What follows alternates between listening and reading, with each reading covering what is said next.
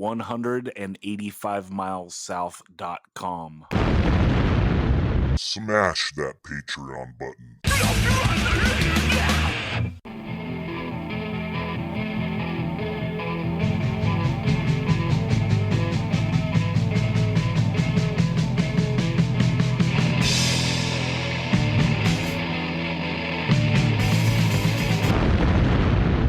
185 Miles South, a hardcore punk rock podcast.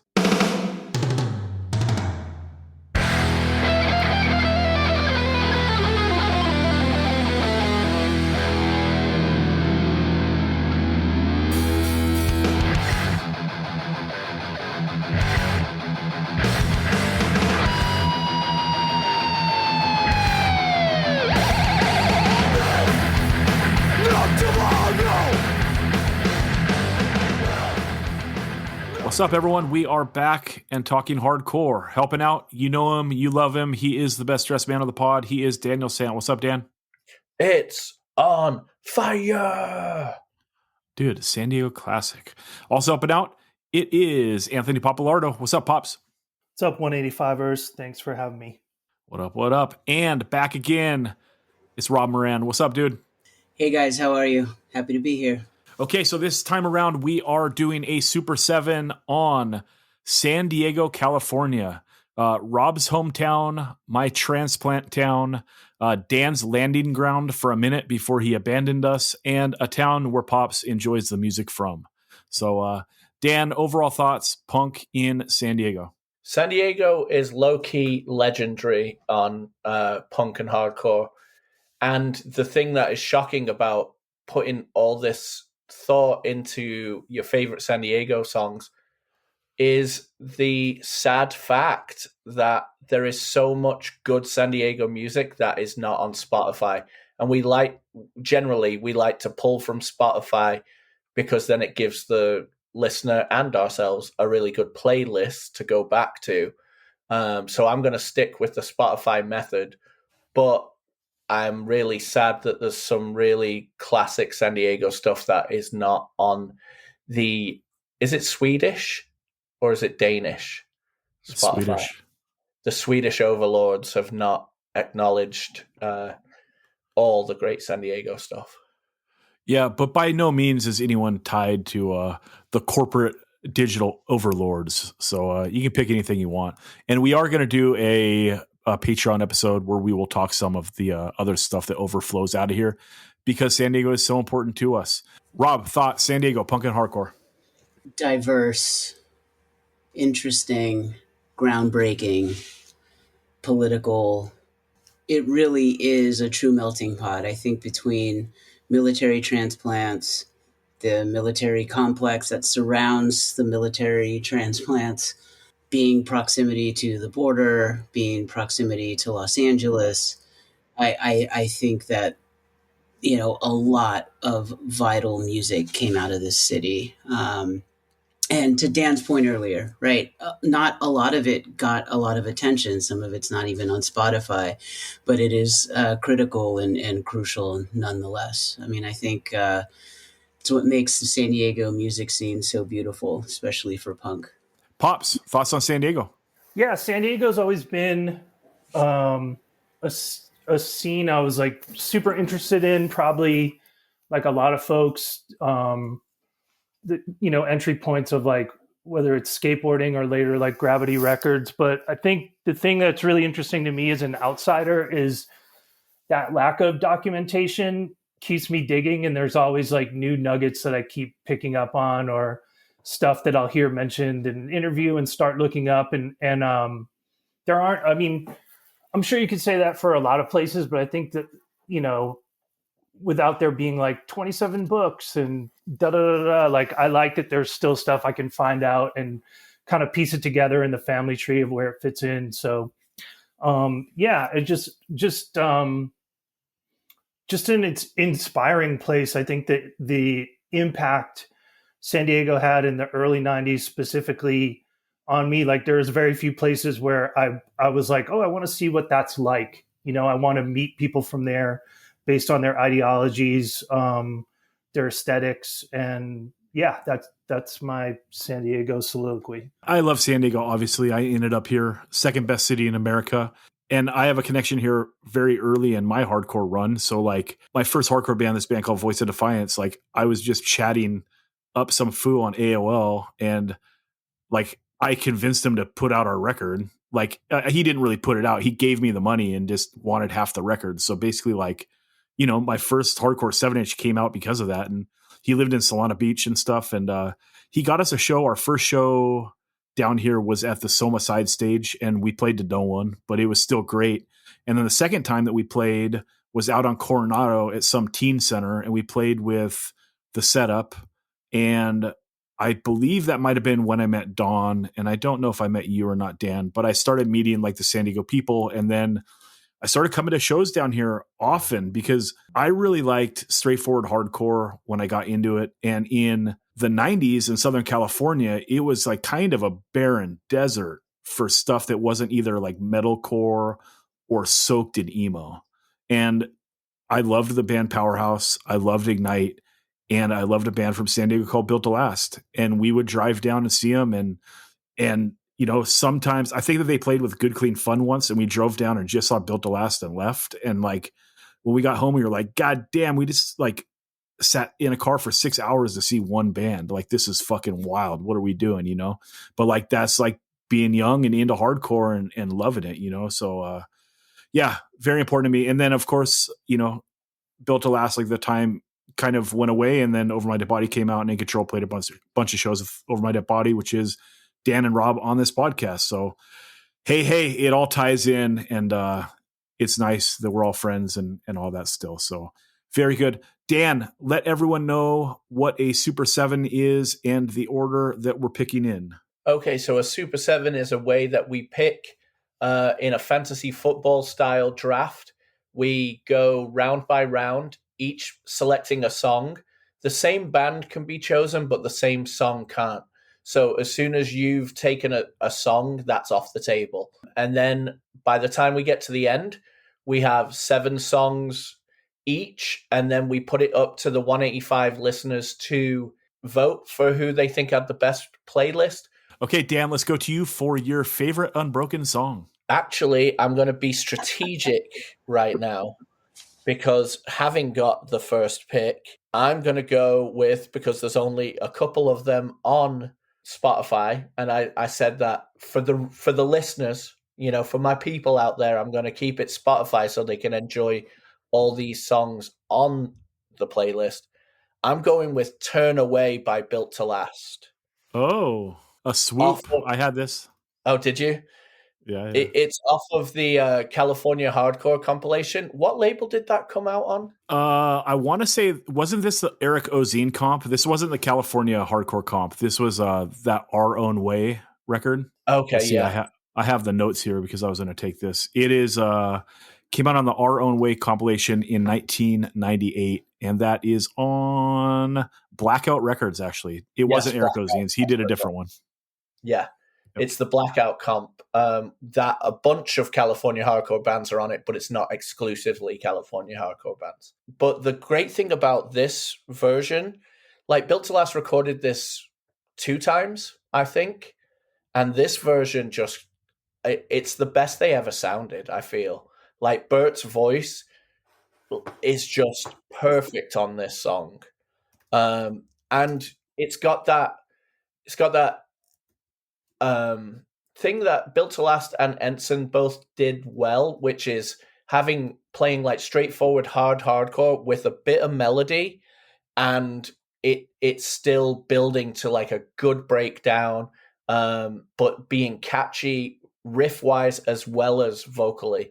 Built to Last, for those like many or hopefully only a few people listening that may not have known, is Built to Last was an incredibly important hardcore band for the straightforward, like, you know, right down the lane, sick of it all style hardcore, New York hardcore tinged, especially on the demo. They were very NYHC, but they were the band for not just San Diego, like in Southern California, like them, and like as Zach said before, Ignite, and then Powerhouse. That was kind of like the three stops on the road down to California. If you wanted to play straightforward hardcore, have pylons, have sing-alongs, like Built to Last did it better than most, and miss them greatly. And this is a great song. People might be familiar with them because they were on the 1999 version of Only the Strong as well.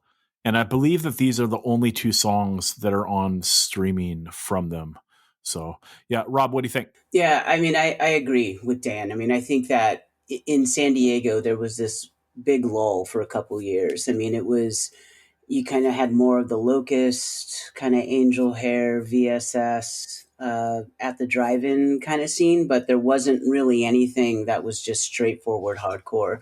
And I think, 97, 98 is when Built to Last came around and really brought back just straightforward meat and potatoes hardcore. And they did it really, really well. They were great live, nice people.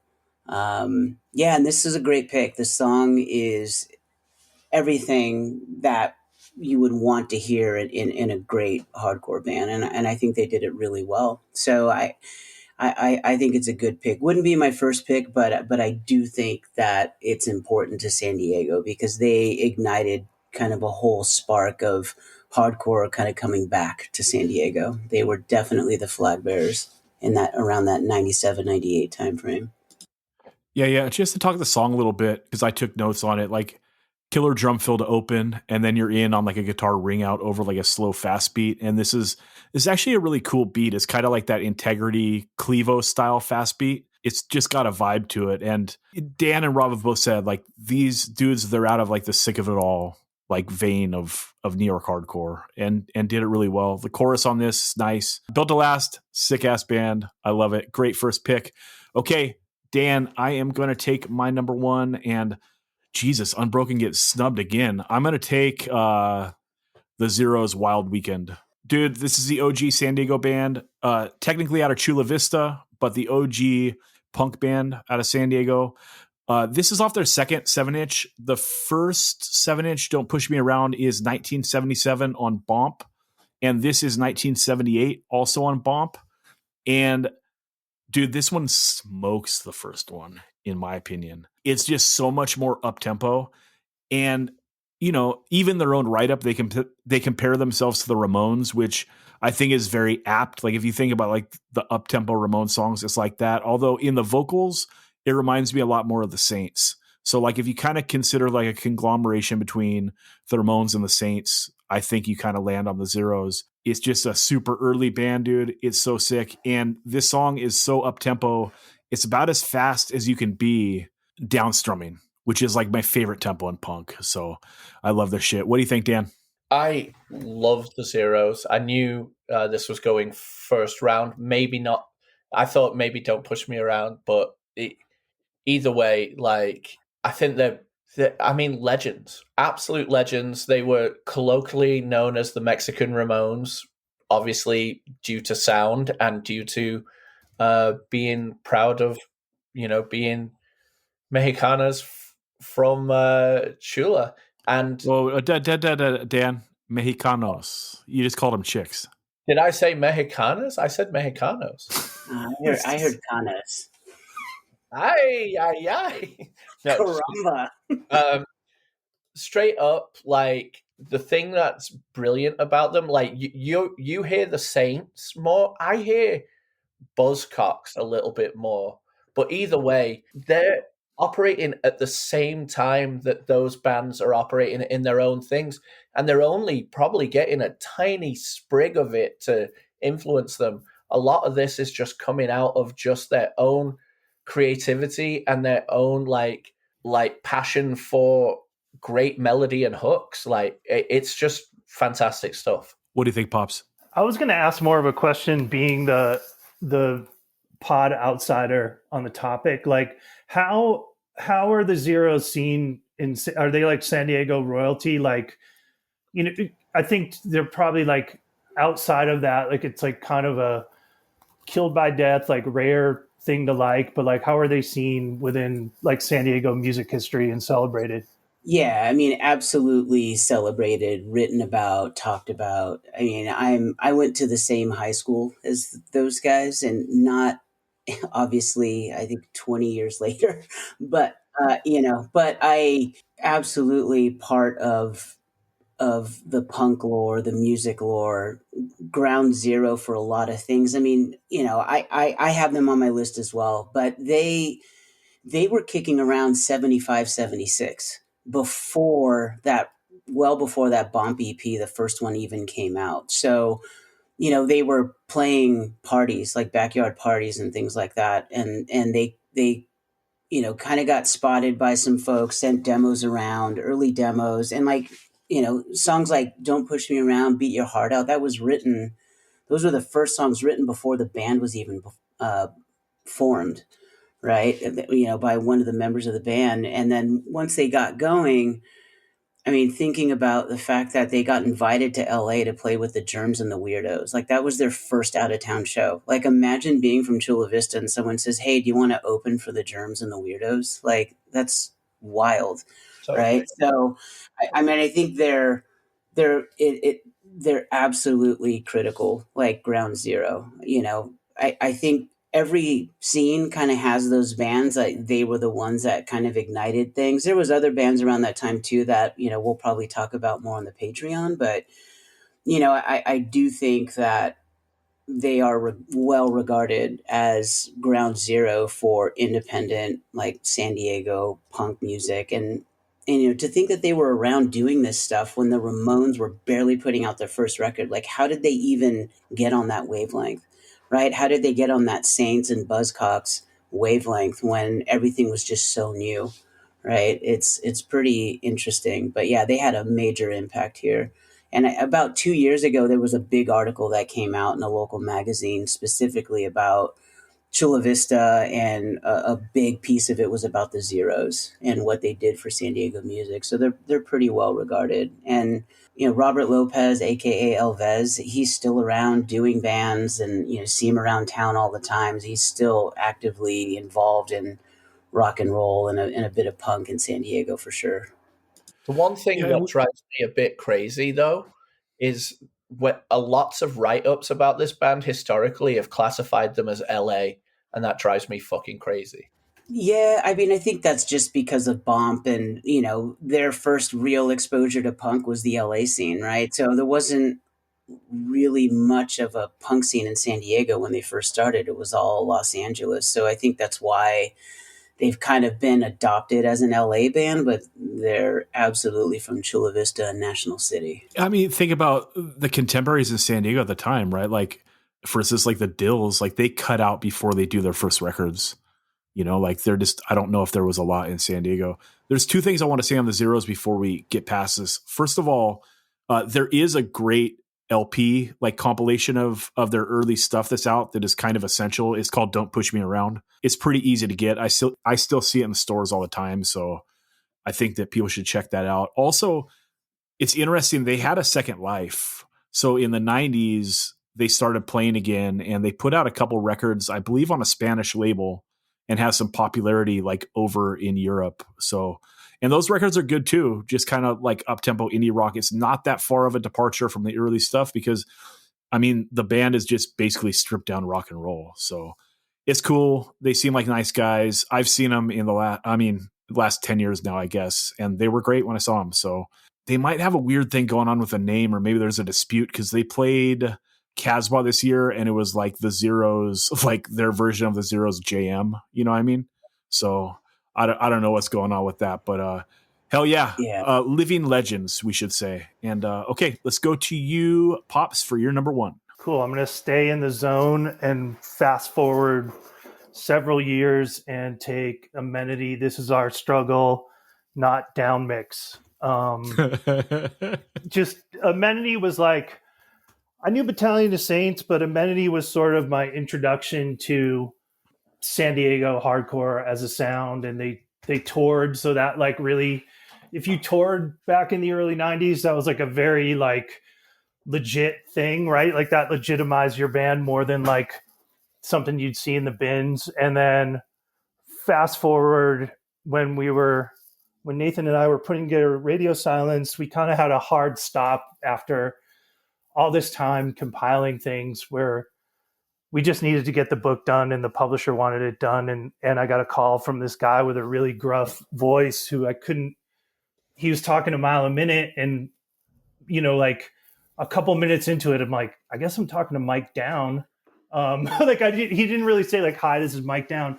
And he said he had all this stuff for the book. And that was like a very common, like people would come in really hot with like, I got all this stuff. And then he overnighted like a box of all the Downside records and posters and flyers. And Mike just became a friend of mine when he moved to New York. So I was thinking about this and just how like I couldn't even pick one succinct story about being around that dude because they're all so ridiculous and elaborate. But I had to pick that first.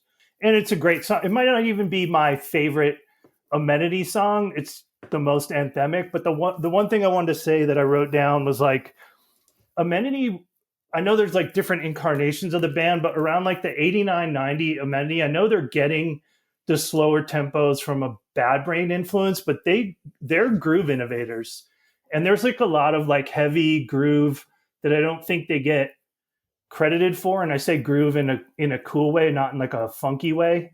But they have a bunch of songs that are slower tempos that I think are really cool and powerful and great lyrics. And yep, that's my pick. Yeah, I don't think that this is the best song, but I do think it's like the song, right? It is their classic, so it's a great one to take. Especially, it's good if people have not heard Amenity before, it's going to be the one that grabs you. And Indecision just did a full discography, so everyone check that out. And it is available on streaming, so that rules. Hell yeah, Rob, what do you think? Yeah, Amenity is my ground zero in San Diego, right? I mean, all those guys lived within a 2-3 block radius of me.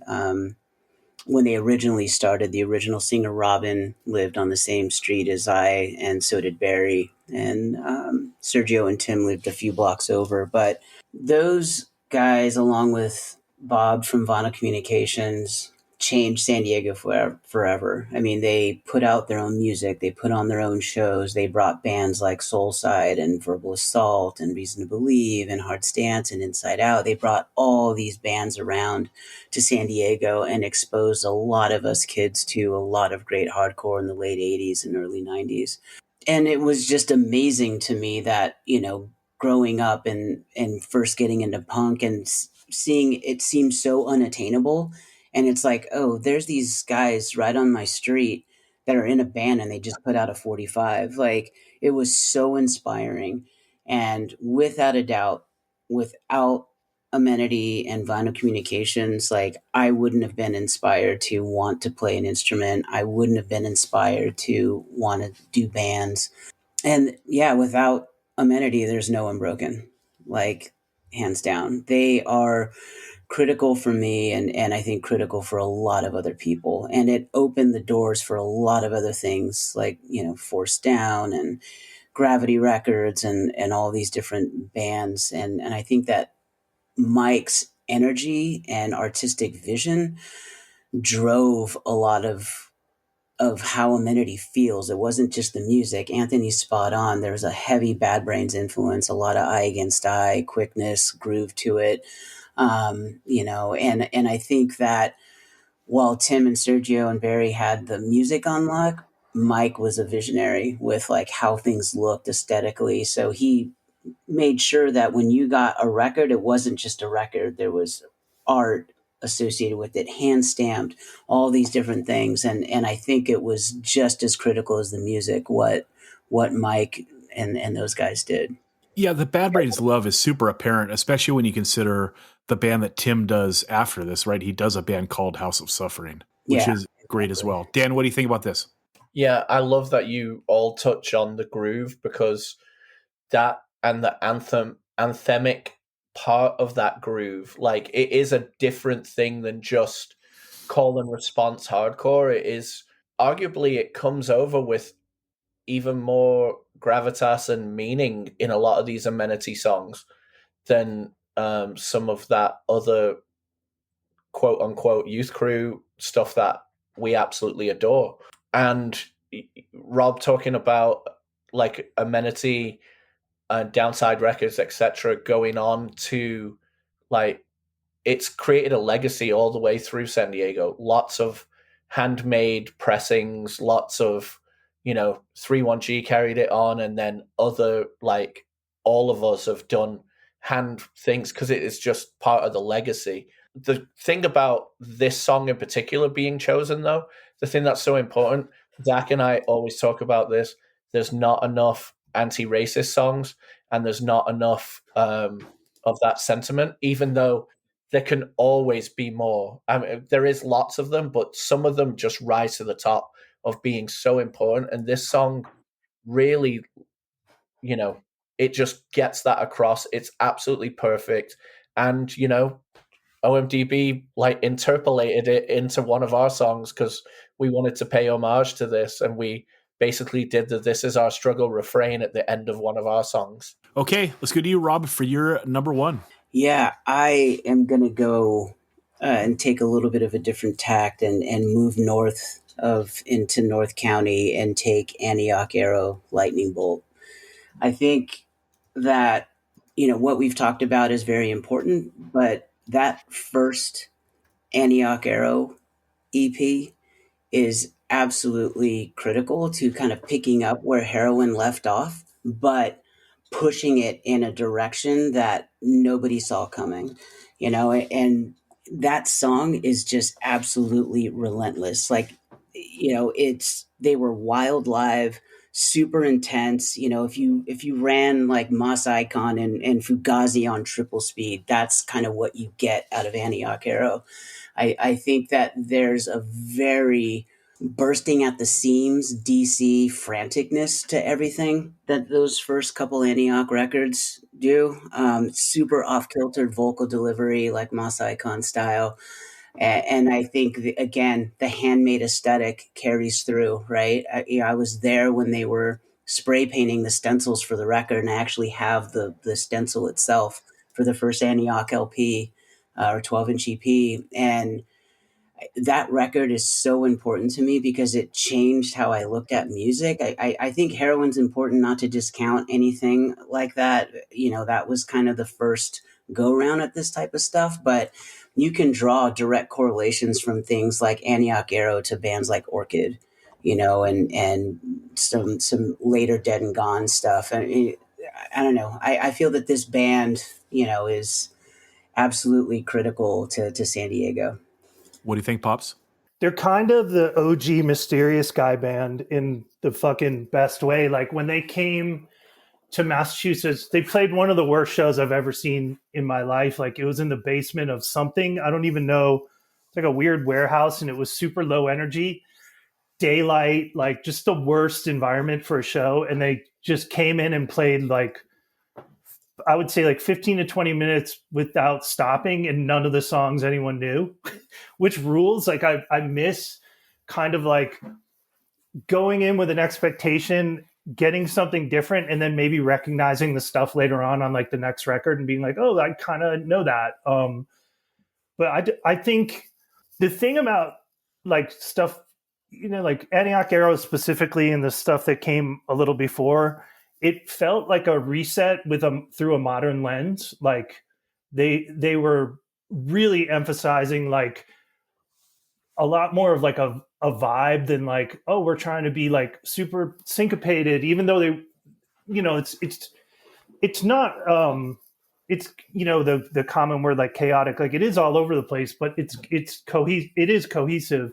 But I think it's like, it's more almost like going back to the Germs or something, where it feels like people are all doing this different thing, but they're in the same mind, and it totally works. And it doesn't matter if the vocal drags a little bit or the guitar line is like a little, like things don't have to be so perfect. And if you contrast that, and this isn't slagging at all, it's not being negative at all, but if you contrast that with like Snapcase or Earth Crisis, where like it's all about things being super syncopated and tight, like it was really cool. And also they looked cool. Like I think I don't want to overemphasize the fashion aspect, but a band that presents himself as a band is very cool to me. So they were just like hugely influential. And I definitely I had some somewhere at my mom's house. There's a fucking parka with an Antioch Arrow screen on the back. So maybe she can dig it out for me. I'll put it on the gram.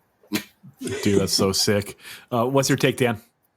What I loved, I before I even knew what they sounded like, I just heard the name, and I bought the 7-inches whenever I saw them, and I kept buying the same 7-inch again and again because they're all handmade, and they're all like slightly different. Like they're all, different spray paints, different watercolors on them, and it's cool. So I've got like 6 of that 7-inch, but to me, they were striving to do something different, like striving to push this element of what we love a little bit further and a little bit into a different realm.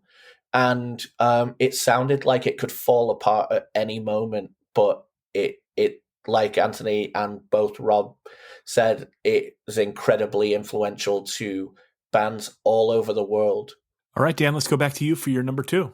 Okay, well, now we're getting into it because I got strategic. Now I'm going End of a Lifetime, Unbroken. All right. Now, I could select one of 15 Unbroken songs easily, but there's always been something about End of a Lifetime that has always resonated with me, both on the musical and lyrical aspect. And I'm, we only get 7 songs. I might be tempted to take Unbroken again later, but I'll try and get a bunch of other stuff on instead. But I may come knocking back at the Unbroken door. The thing about End of a Lifetime, like, it's talking about someone at the end, well, literally at the end of their life, and the sadness that is associated with that, but also this element of acceptance, which it's incredibly visceral lyrically to me. But I'm not dead yet, like that element of it, but also musically, the da, da, da, like those builds and then the breaks into the other parts, like just to start the song, it's just so incredible. And the way the first line comes in, like stiff shoulders and cracking bones, everything about it is so visceral, and it has been the one Unbroken song that has probably been at the top of my list from the minute I heard it, even though there's so many other incredible ones. And this doesn't always come up on lots of other people's, top 2 or 3 songs, but it's always been the one for me. But God, you can throw a dart at the track listing on this LP and both 7-inches, and you're going to have an absolute winner. This is the first Unbroken song that like piqued my ears when someone was playing the CD. It's like, oh, what? Because like lyrically it can grab you like that. So yeah, not my favorite of the Unbroken songs, although very, very good and a great pick. Because yeah, this was the one that grabbed me because like lyrically it's like, what? And then it's like, oh, the lyrics are sick. So good way to write it. Because like we all love hip hop, and it's like you love storytelling, and you don't get that a lot in hardcore songs. So like anytime that someone takes like a lyrical approach that's a little different, and it's not like too arty for me, it's sick. So what do you think, Pops? I was just gonna say, like, as a whole, I think there was sort of a period of time in the early 90s where there was a bunch of bands who kind of delivered on things that people wanted, like, because you have all of the 80s, and it's kind of like all these different ideas have happened. And then I wasn't into hardcore in 1982, so I'm coming up in a different world, and there's different things I like, whether it's metal or goth music or whatever. There's different sounds I like, and to hear that get incorporated in a really fresh way is exciting. And I think just by the reception of the band, it spoke to people. Like, I don't know, it's hard to articulate when there's sort of something in the ether and a group of people get together and nail it. And it's like, yeah, that's what we wanted. We wanted that heaviness. We wanted that introspection. We wanted, it sounds corny to say we, like I'm speaking for like a congregation or something, but it's like, you know, there's like this way to do like dark, heavy music that is still rooted in hardcore that isn't spooky. And it's like, there is something uplifting about that. And so to me, it was like really a band that reflected just this beautiful contrast and balance. And that's what that meant to me then. And still carries on like when I go back to the records. Everyone, if for some chance you haven't checked it out, episode 203 of 185 Miles South, we do a whole episode on Life, Love, Regret, and everyone from the band goes in and discusses every single song. So check that out. But Rob, for The Lazy, what is your take? For The Lazy, I mean, I think that you guys get it. I mean, it was, I mean, we were all between the ages of 17 and 22. And so that song particularly is about watching a family member or loved one pass on. Right. And so I think that it's, you know, to Anthony's point, we were very much like, we need to get away from the typical kind of youth crew anthems of, you know, you have a racism, a drug free, a sexism, you know, you have all these isms of songs to speak about. And where Ritual, we kind of tackled all that, and Life, Love, Regret, like, was more pure emotion. Like, the band was hanging on by a thread. If you go back and listen to that episode, you know, Eric had left the band and the tour in '93 in DC, and we, Brian from Mean Season filled in on second guitar for the last 2 weeks of the tour. And we didn't know if we were going to be a band when we got home, and we kind of got it together and went to go record the record a few months after that tour. And so the band, you know, you can tell the band was barely hanging on. I think lyrically and musically that kind of shines through on that record. And it's cool that that's what you guys like picked up on, because that's exactly what it is. There's no mystery to it. It's just pure raw emotion of kids dealing with loved ones dying. That's what that song's about. All right, I'm going to take my number 2, and I am going to take Battalion of Saints, the song Animal in Man. It came out on their LP, 1984. They had previously put out their 12-inch EP in 82, and then in 83 they did a second 7-inch, or I guess their first 7-inch second EP. This song, dude, is so iconic to me. Like, just the way that like the toms start and you know what's coming, right? And it's like the toms and then that kind of simple ass guitar riff over the top of it, and then like layering the vocals. And then when it kicks, it's fucking on point, dude. I mean, like early 80s hardcore is, I mean, 80s hardcore is like my favorite shit there is, you know, and like this is like prime. This is one of the best bands. This LP rips. And the lyrics are great as well as it being very catchy. The animals that run the world will make sure that all will die, you know, so fucking sick, dude. And the lyrics on that third verse are really good. Like that, if you want to be a god, look where it got him, hanging on the cross. Only man could do such things. God damn, dude. And then you have that one like refrain part too that's like, man will be extinct, man will be instinct, man will be extinct. That's a weird part, dude, to tuck in the middle of like a straight like early mid 80s hardcore song. So sick, dude. This is excellent. And you know, I think it's canon for a lot of people that take the plunge into 80s hardcore, but there are definitely going to be some people listening to this that aren't big Battalion of Saints fans. And I would say peep this song, and I think you will fall in love with the band. Pops, what do you think? Great song, great name, great logo, and a band that genuinely looked like bad people, which scores a lot of points for me.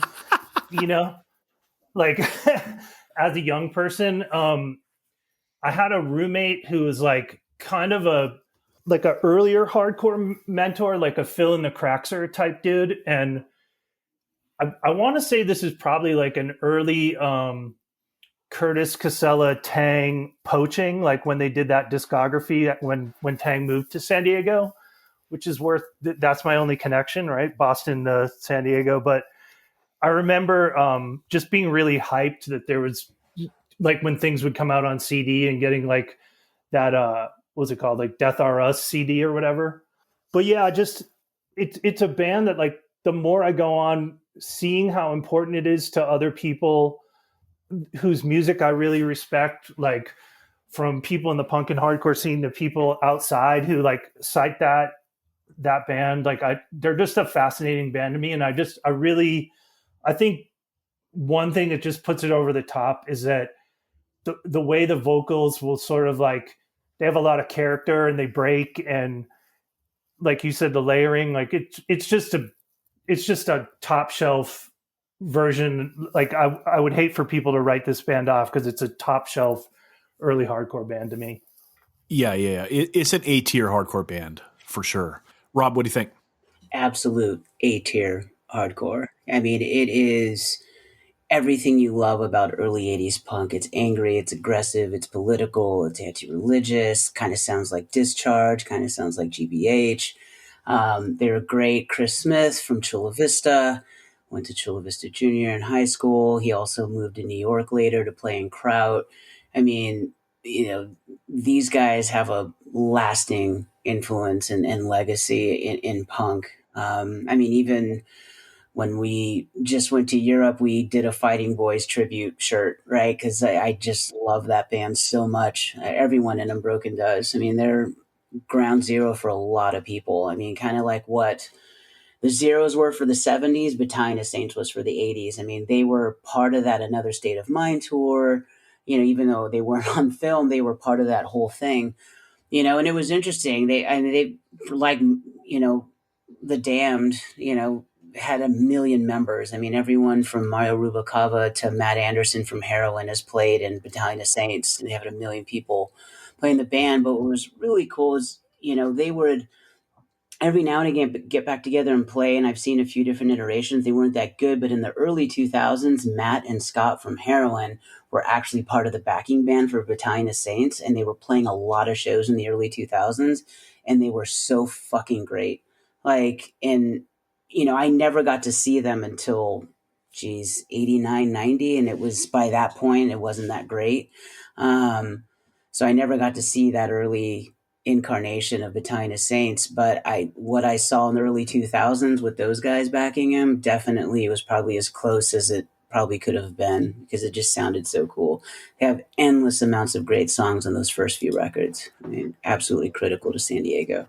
Just a quick historical correction. They weren't on like the Youth Brigade Social Detour. They did a separate one with Aggression around the same time period. And it was also a bus tour. And because it was like kind of BYO related, the two get kind of mixed up. For clarification, everyone can jump in those archives again. Episode 220, I interview the Battalion of Saints roadie Dick, who was on that tour. And we go into detail of all that. Now, one of my bands, maybe 10 years ago, we played with them at Ventura Theater, and he was a wild man, dude. Hanging with him backstage was wild. Like, he was literally like Rodney Dangerfield. That shit was fucking crazy. You know what I mean? Like, pound a beer, accidentally blow it on the roof, and then like burp, and then pound another one. You know what I mean? Like that kind of weirdo, wacko shit. So I loved it, and they were killer. So obviously I never saw them in their prime, but like, I don't know. These older bands, sometimes they can get a good backing group, kind of what Rob alluded to. And it's like, it was all like young dudes in the band. And it's like, it was just sick to hear these songs live and get to see, just see them, dude. So Dan, what do you think? Yeah, I love the lyrics to this song. I'm really glad you dissected them. They're a band that I can pick all my favorite songs out, and then because I had this song and Bombs on my list. I mean, is there a back of a leather jacket look cooler than a Battalion of Saints back design? It's absolutely perfect. Pops, let's go to you for your number 2. Okay, so for number 2, I'm going to sort of build off the influence of like Gravity Records and Antioch Arrow but in a different way that like a lot of it felt like there was this soup in the 90s of like sort of the presentation and chaos of Nation Ulysses, and then this other band, Drive Like Jehu, who like are so name checked for sort of like that chaotic, discordant music. It's almost hard to pin down, and I think they're an interesting band because there's this like internal push pull where like half the band doesn't want to be very arty, and the other half of the band is pushing them for like longer songs and more time signatures. And if you hear, especially like interviews with Rick Froberg and John Reese, like they kind of just wanted to do what they ended up doing with Hot Snakes. But I'll pick the song Bullet Train to Vegas. It, you know, one of their most up-tempo songs, and it kind of embodies like this fast, sort of ramshackle, shreddy vocals, but still in like a punk context too, you know, like it's definitely not a hardcore song, but it's a amped up punk song. And I also liked that Rick's vocals, like his lyrics, you know, it could be a song like Luau where you're not even really fucking sure what he's talking about, and then but there's something about the delivery that resonates. Like I was listening to that song today, and like I believe the first line is "failures in space," and that kind of felt relevant. But just Bullet Train to Vegas, such a rad song, and something I learned later is like part of the guitar line is taken from a Mission of Burma song that I believe is called "He Said, She Said," and it's really cool that they like reached that far back for an homage. So great EP, but I would check out all their stuff if you're not familiar. Yeah, Drive Like Jehu was on my list for sure, but maybe now that they've been mentioned, I'll try and get some other SD stuff on. But I absolutely love Jehu. I love Rocket from the Crypt too. So right around this time, I was discovering both because they were both going full blast at the time, and they were two sides of one coin. Even though, you know, the only member they shared was John Reese, but they were the two flag bearers for San Diego music that was like getting bigger at the time, and they both were so incredible live. But Jehu, like Rick Froberg's voice and the way Jehu would be able to, this might sound cheesy, but the way that they kind of would jam something out would be so atmospheric and so like powerful. But the riffs are incredible. I actually like the song I would have chose is "Do You Compute." I love Yank Crime even more than the first record, but I would say most people who are Jehu stans love both, but like the first one more. But for some reason, Yank Crime, it just hit me at the right point of time in my life, right when I was 18, and I absolutely love it. I love the way Rick Froberg's voice sounds because it comes across aggressive and cuts through really well, but is also extremely tuneful and doesn't sound like anyone else. It's fantastic. And someone who has gone far too soon. What's your take, Rob? Yeah, great song. I had them on my list as well. Not this song, but yeah, this track is up tempo. It's gritty.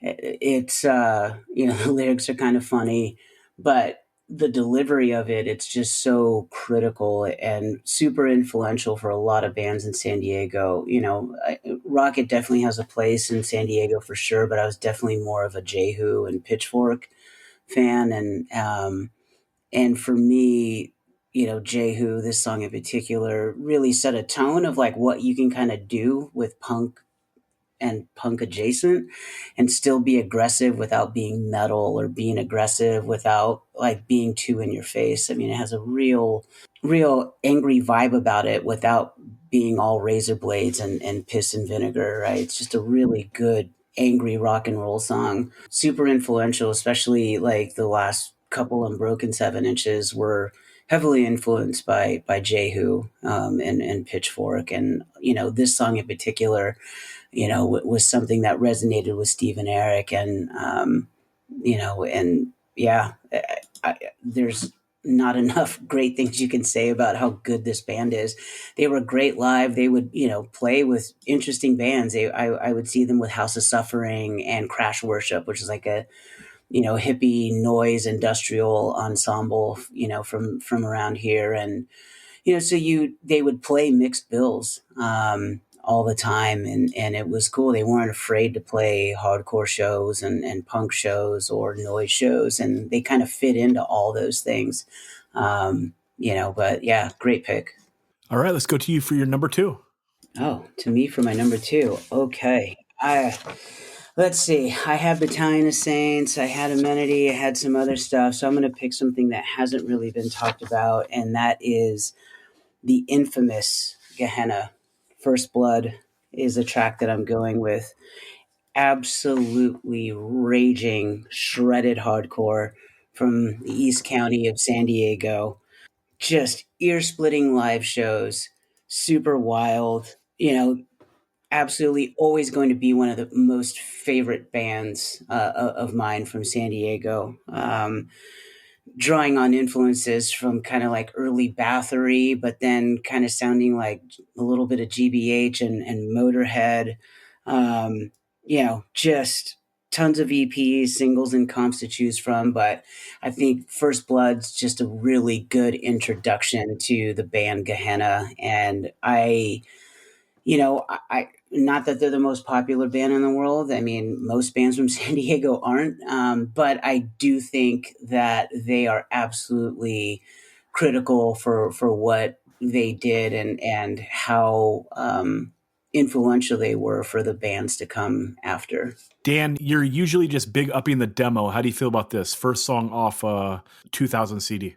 Yeah, this is an awesome track. Yes, I'm 100%, or should I say 83% in love with the demo. Like, the demo is my thing, and it may get revisited shortly. We shall see. But this is an amazing song. And the one thing that can't be said enough about Gehenna is they're known as the infamous Gehenna for a reason. Like, there is some serious infamy that goes on with this band, and that's something that has somewhat slipped away in hardcore for a bit. These days you'll hear some things, but with the internet and cell phones, etc., there's not that great telephone of stories, but there were many great stories that would get telephoned around the scene about Gehenna, and I love that. So I probably am going to revisit this to the demo. Yeah, Dan still believes that Mike Cheese stabbed someone with a frozen hot dog. That's what he's getting at, people. So it's not true. And Mike, don't stab me, please. We should say, like, this band has had a long and awesome run because their LP that they put out in 2022 was so good, and I know a lot of people like dabble in black metal these days or love it. And like Gehenna does like tasteful black metal shit sometimes, but it's like mixed with like punk and hardcore. So like it's palatable for me. And generally the songs are pretty short, I mean? Like, cause some black metal stuff is fucking painful because like, it's like lo-fi. It sounds good. Like they got that part right, but then it's like a 7-minute fucking song. And it's like, why am I listening to this music that is like this super stripped down thing and your song is 7 minutes, So like, I think that Gehenna should get credit for like taking a style and like applying brevity to it, which is like very important for my brain. But hell yeah, great pick, Rob. And let's go to you, Dan, for your number 3. Okay, this is going to sort of piggyback off Anthony's pick because I was going to take Do You Compute by Drive Like Jehu, but while this song is still available, I'm going to take Plenty for All by Hot Snakes. This song has, I think, on a different Super 7, had been chosen for the year that we did, and I was really bummed out that Clevo swooped me on it because this is one of the best guitar riffs ever. This is so catchy. And also the way that Rick sings over this like super, super catchy riff with the staccato catchy vocals that like I said about his voice earlier, they just cut through, but they're so tuneful at the same time. It's an absolute fantastic song, and it just has this cat cat cat cat like just great driving beat running through it. This is an absolute, it's the last song on the record, and you know, in true streaming era, like where bands are putting things out during like as streaming has been a thing, so like bands have recorded and stuff, lots of people front load the records. But back in the day, like you used to get like something really good to set it off, and then something in the middle of side one, something to start side B, something in the middle of side B, and then maybe the band's like all timer as the last song on the record, like in a strong structure, sequencing of LPs. And this song is the best Hot Snakes song for me, and one of San Diego's best songs. Dan, is this the California song? Yeah. Yeah, okay. You picked it on something else, and No, yeah, I'd never heard this. Oh, Clevo picked it on something. Yeah, so I'd never heard this. I listened to it on that playlist, and yeah, this song kicks ass, dude. Killer song. Good to have it on here. What do you think, Pops? I think the Tourist Commission should make commercials with this song for sure. Put some money in their pockets. It's there's kind of like the wipery version of the wipery Hot Snake songs, which are rad, and then they come up with stuff like this that's just totally different and amazing. And that's not, I like all Hot Snakes, but sometimes someone comes up with a riff, and I could just imagine being in practice, being like, play that again, and like how cool it must have felt to come up with that. I also think between like Hot Snakes, Rocket from the Crypt, and Jehu, like all those bands kind of created people too. There's like a Rocket from the Crypt, like a Rocket from the Cryptian person, a Jehuian person, and like a Hot Snaker. A Hot Snaker's a little more like a door guy, like, you know what I mean? Like Hot Snake dude will check your ID and like probably tell you where the barber is or something like that. But it's just cool that those bands were able to do that. And I don't know if we're going to talk about Rocket from the Crypt at all tonight, but I'm going to put out there that they're San Diego's Boss Tones. Fight me. I love it. Okay, let's see here. What am I going to take? I am going to take the song Internal by the band Crossed Out. We talk on the pod a lot. I am a poser of many genres, and power violence is definitely one of them. I only like the best stuff of like that, whatever, the original 5 years, you know what I'm saying? Like, I like this Crossed Out 7-inch. I like Infest. I like No Comment. I like Capitalist Casualties. And dude, then I'm jumping off the train. But this 7-inch is so sick. And I think that it is better as the sum of all parts. It's hard to pull a song off it, really, because I don't know, the whole thing just flows. And that's kind of how power violence is. Like, even I think Infest has like the biggest hits of all like the power violence bands. And even them, I think like the songs are best in the context of a full record. So, but I love this, like, that like little guitar dun, dun, dun, it's like that's the hook in the guitar. And like this song kind of exemplifies like their ability to go like fast to slow, although I guess this isn't that slow. It's kind of like fast to bounce really quick. That's kind of what this band does. It's like their lane of power violence, I guess, going da da da da da da da da da da da da, opposed to Infest, which is just kind of like sped up, straight up hardcore songs. So I fucking love this, dude, and I would like the 7-inch. If anybody has it, I would enjoy it. And Kevin Hare needs one too. So two Crossed Out 7-inches, please. Pops, what do you think? Just ripper band, like, again, like another band that took things back to like this super like caveman, brutal, blown out sound. Like all the recordings sound like just better than what you make in a practice space in the best way. And yeah, I mean, I have Crossed Out on my list, and it's like I kind of you just listen to all the songs in a stream, kind of, right? Like you just want to get beaten up, you want to bounce, you want to get beaten up, you want to bounce, blast, beat up, like killer band. My introduction, I think the first time I ever heard them was that split 5-inch, which is just a wild format. Like my record player wouldn't even play the whole thing. It would cut off, like, because the arm was automatic, and I had to tape it to listen to the whole thing. But yeah, just fucking awesome. Not overrated, not name checked enough. Yeah, and to clarify for everyone, this is the first song of the 7-inch. So sometimes if you can't decide a song, dude, you're kind of just voting for that needle drop. And unfortunately for me, it's that iPhone play, whatever the fuck, because I don't have the record. You know what I mean? But this was a staple on my iPod for many years. So there's that. Rob, what do you think? Yeah, I think they were a great band. They're from North County on Slap a Ham, and I think the 5-inch is that Dead and Gone split 7-inch. I have that too. Same thing. Couldn't listen to the whole thing. My tone arm would stop.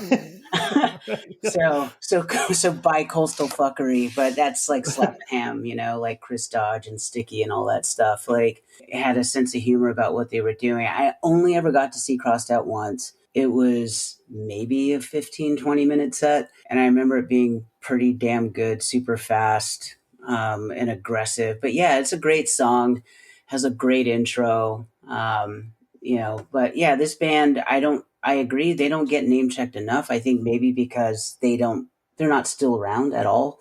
Like Infest.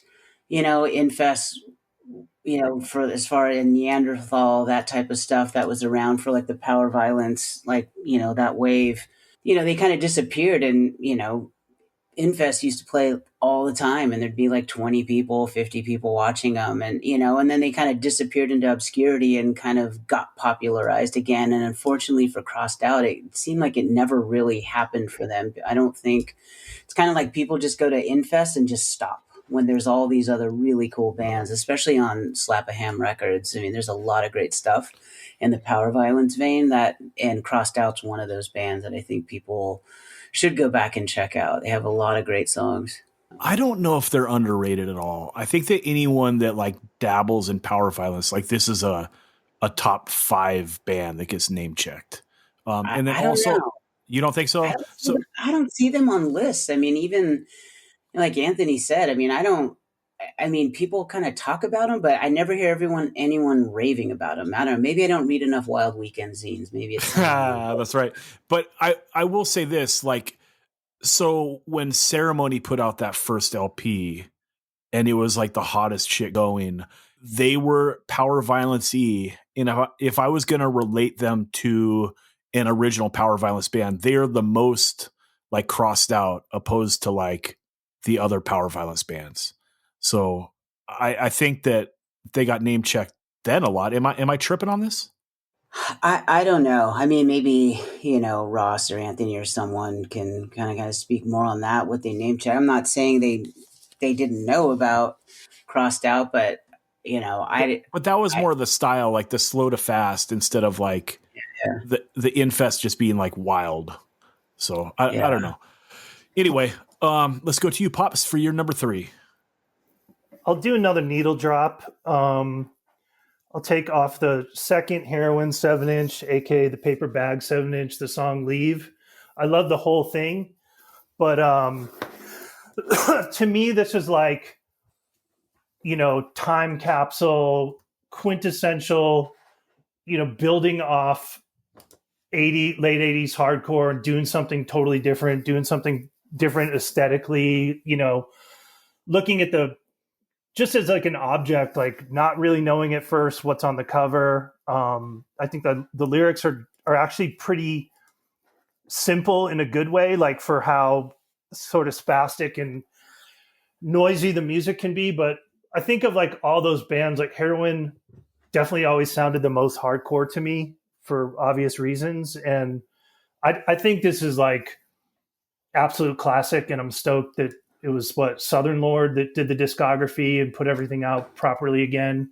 But yeah, just it's one of my favorite 7-inches. It's a very like time and place. The song Leave. Pops, you love it because it's the Heroin song that sounds the most like Slapshot, No Friend of Mine. Yeah, exactly. That's, of course, everything goes back to meathead Boston, working class music for me. That's right. Rob, what do you think about this? Yeah, no, it is a great song, and again, it's one of those things like similar to Downside Records.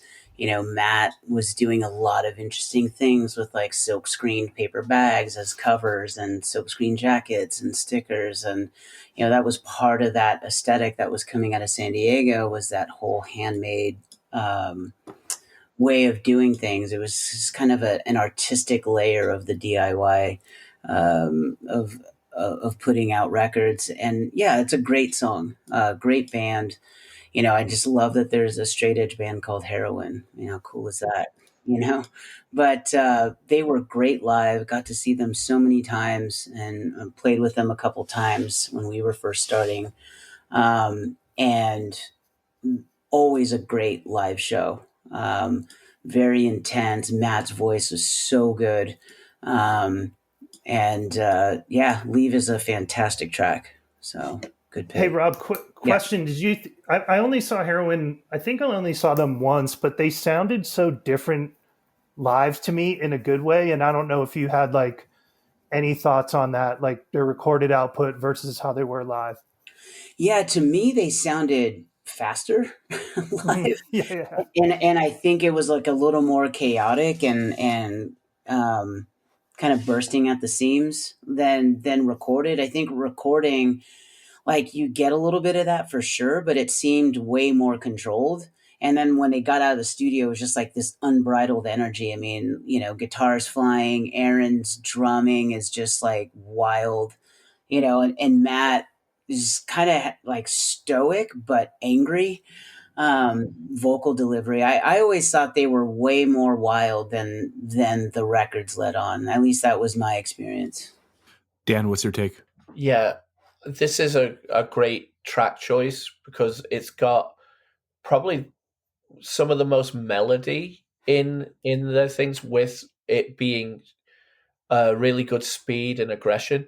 Heroin, I feel like, I mean, to anyone out there that, you know, dabbles in this and enjoys this, get that discography that came out a couple years ago. It is so fantastic, and it has got a really great like written stuff on it too.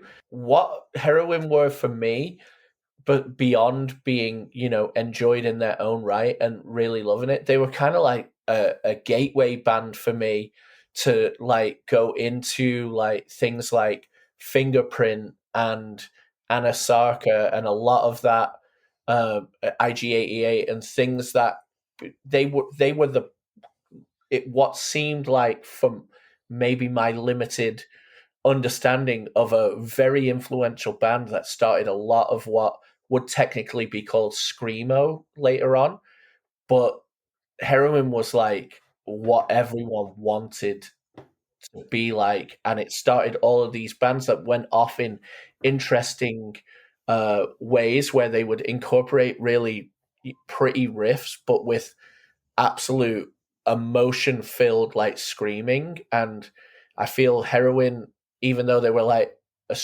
like Rob says, a straight edge band that was doing something different, they kind of kickstarted this thing, or maybe that's just the way I experienced it all. But I love Heroin. Don't clip that soundbite. I love Heroin. I love Heroin. I love Heroin. I love Heroin.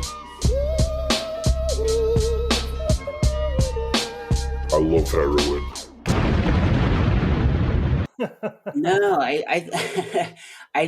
you're spot on, Daniel. I mean, I definitely would say that those pretty screamy parts, I think, were super influential. I mean, you can hear some of that like on bands like Thursday and you know early Thursday records and stuff like that. I mean, I think that Let's not insult Heroin. Let's not insult Heroin here. Jeez.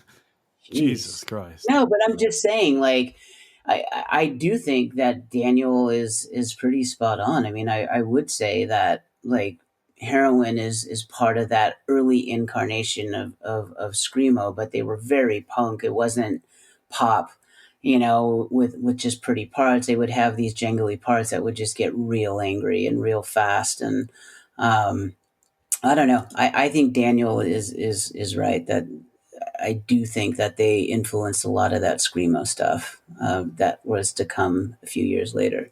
Rob, let's go to you for number 3. I'm going with a band much like Built to Last that kind of did a lot for hardcore in the late 90s. This band, Run for Your Fucking Life, did a lot for punk in San Diego in the late 90s and really brought back that punk basement show, ask a punk to get to the show vibe. So the song is Hold Your Breath by Run for Your Fucking Life. I think that they are critical to San Diego. 31G did a discography on them recently. I mean, they kind of sound like Dead and Gone meets the Verruchers. It's just like the perfect blend. Like you can get a little bit of that UK 82, 83 punk, but then you get that like real dark, dirgy punk like Dead and Gone. I don't know. Live, Jason was so intense live. You know, I don't even know how many times I saw this band, but they were milling around the same time Built to Last was, and I feel that they were kind of adjacent in for what they did for their respective genres. What Built to Last did for hardcore, I think Run for Your Fucking Life did a lot to kickstart punk again in San Diego in the mid to late 90s. Bands like Find 'Em and Kill 'Em and other locals, I think thrived off of what these guys started. So very important band of San Diego. Dan, what's your take? Yeah, I mean, if you want to know what hardcore punk sounds like shoot a Run for Your Fucking Life record into space. This is punk as fuck, but also channeling things as far as the Germs, Discharge, etc. It's all in there, and it is so aggressive, and it was so real because to be completely honest, there was definite heroin problems and stuff that had gone on with these guys in this band, and them taking that on and singing about it and because for me, I was going to take the song The Straw That Broke the Camel's Back, but when this record came out, they did the 7-inch, but when the LP came out, it leveled San Diego. They were an incredibly amazing band live, incredibly generous too. They'd play with anyone. They'd put you on. When Rob sold his record shop, Jeff, the drummer from this band, kind of took it over at the Empire Club and would be doing shows there all the time too. And the best thing about Run for Your Fucking Life is the same thing that was kind of mentioned about Drive Like Jehu earlier. They'd play with any style of band and they'd just be fucking down because they cared about San Diego punk and San Diego hardcore. I mean, they were the instigators, or they were part of the instigating crew that would do the shows in the sewers. Take a generator down and play in a storm drain in the sewer. And I mean, can it get more punk than that? Run for Your Fucking Life, incredibly important San Diego band. And Jason is someone we lost too soon too. This is really sad, talking about San Diego bands and then saying all of these great singers are gone. Because if you ever went to Pokies and were it was an absolute treat to be served by and chat to Jason for the time eating those delicious tofu fajitas. Just don't order fajitas if it's Dan's birthday. That would be rude. Yeah, this is great. And everyone, there's a playlist for every episode, 185milesouth.com. click that playlist link at the top of the page, or just find us on Spotify. If you haven't heard any of this stuff, there is a playlist, and it is all about the music, so check it out. This rules. This LP rules. It's pretty easy to get. I mean, Ebullition had it up to, I think, a few years ago for like $5 still. So this is kind of a no-brainer to just have in your collection. So hell yeah. Okay, let's go back to you, Dan, for your number 4. Okay, for number 4, I'm gonna go with Kill Holiday, Meant to Let You Down. Now, this is I enjoy the entire discography of Kill Holiday quite considerably. And I love that from the first release to the LP, there is an absolute evolution of their sound. And every step along the way, I enjoy it all. But Meant to Let You Down, it is just the catchiest punk song.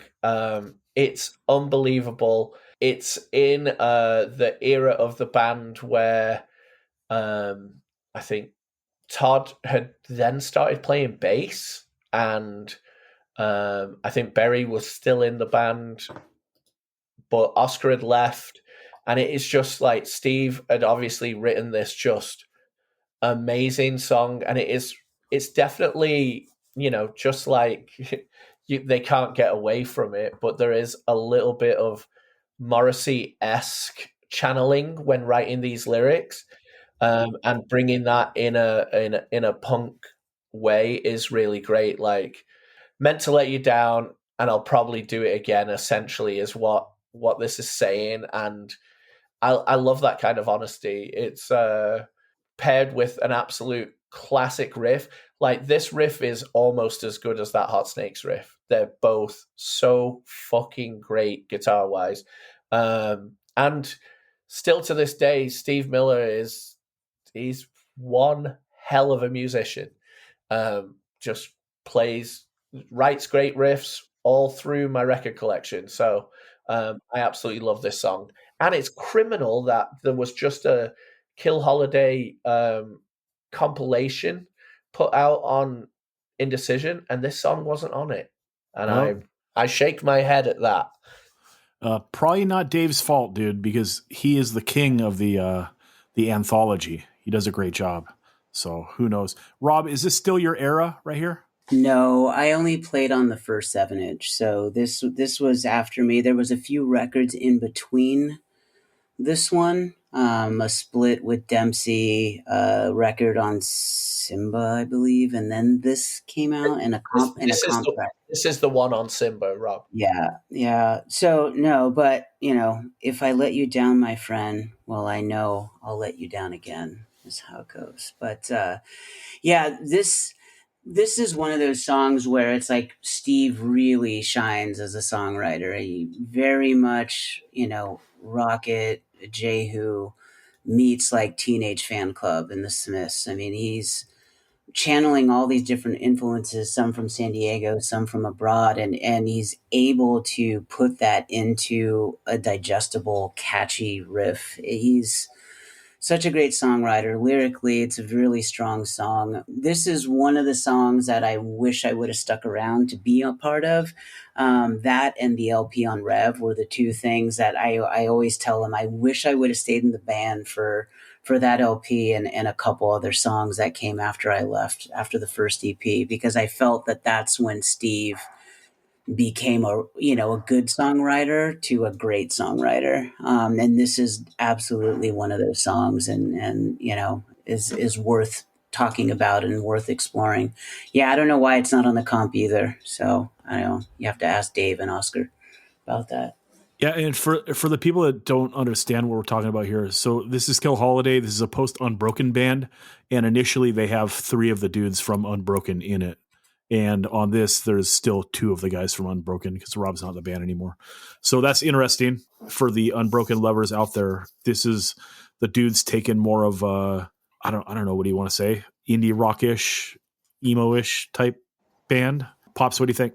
I think all the Kill Holiday stuff was really ambitious, and it's cool to see like a band have space to evolve and just learn how to stretch out, write songs. I like all this stuff. I think I really want to say that the first time I ever talked to Steve was like, it's like I was sound checking at a show and probably playing like a Swizz riff or something. And then we just talked about that. Like he's something about like playing Swizz riffs or something like that. And it was just such an organic, like kind of nothing conversation. And then he was in New York for like CMJ at the same time I was. And it was just cool to hear him like really talk about songwriting and just be so like obsessed with his band, and he would send me tapes and stuff like that. And I don't know, I think it's just like a really ambitious band that probably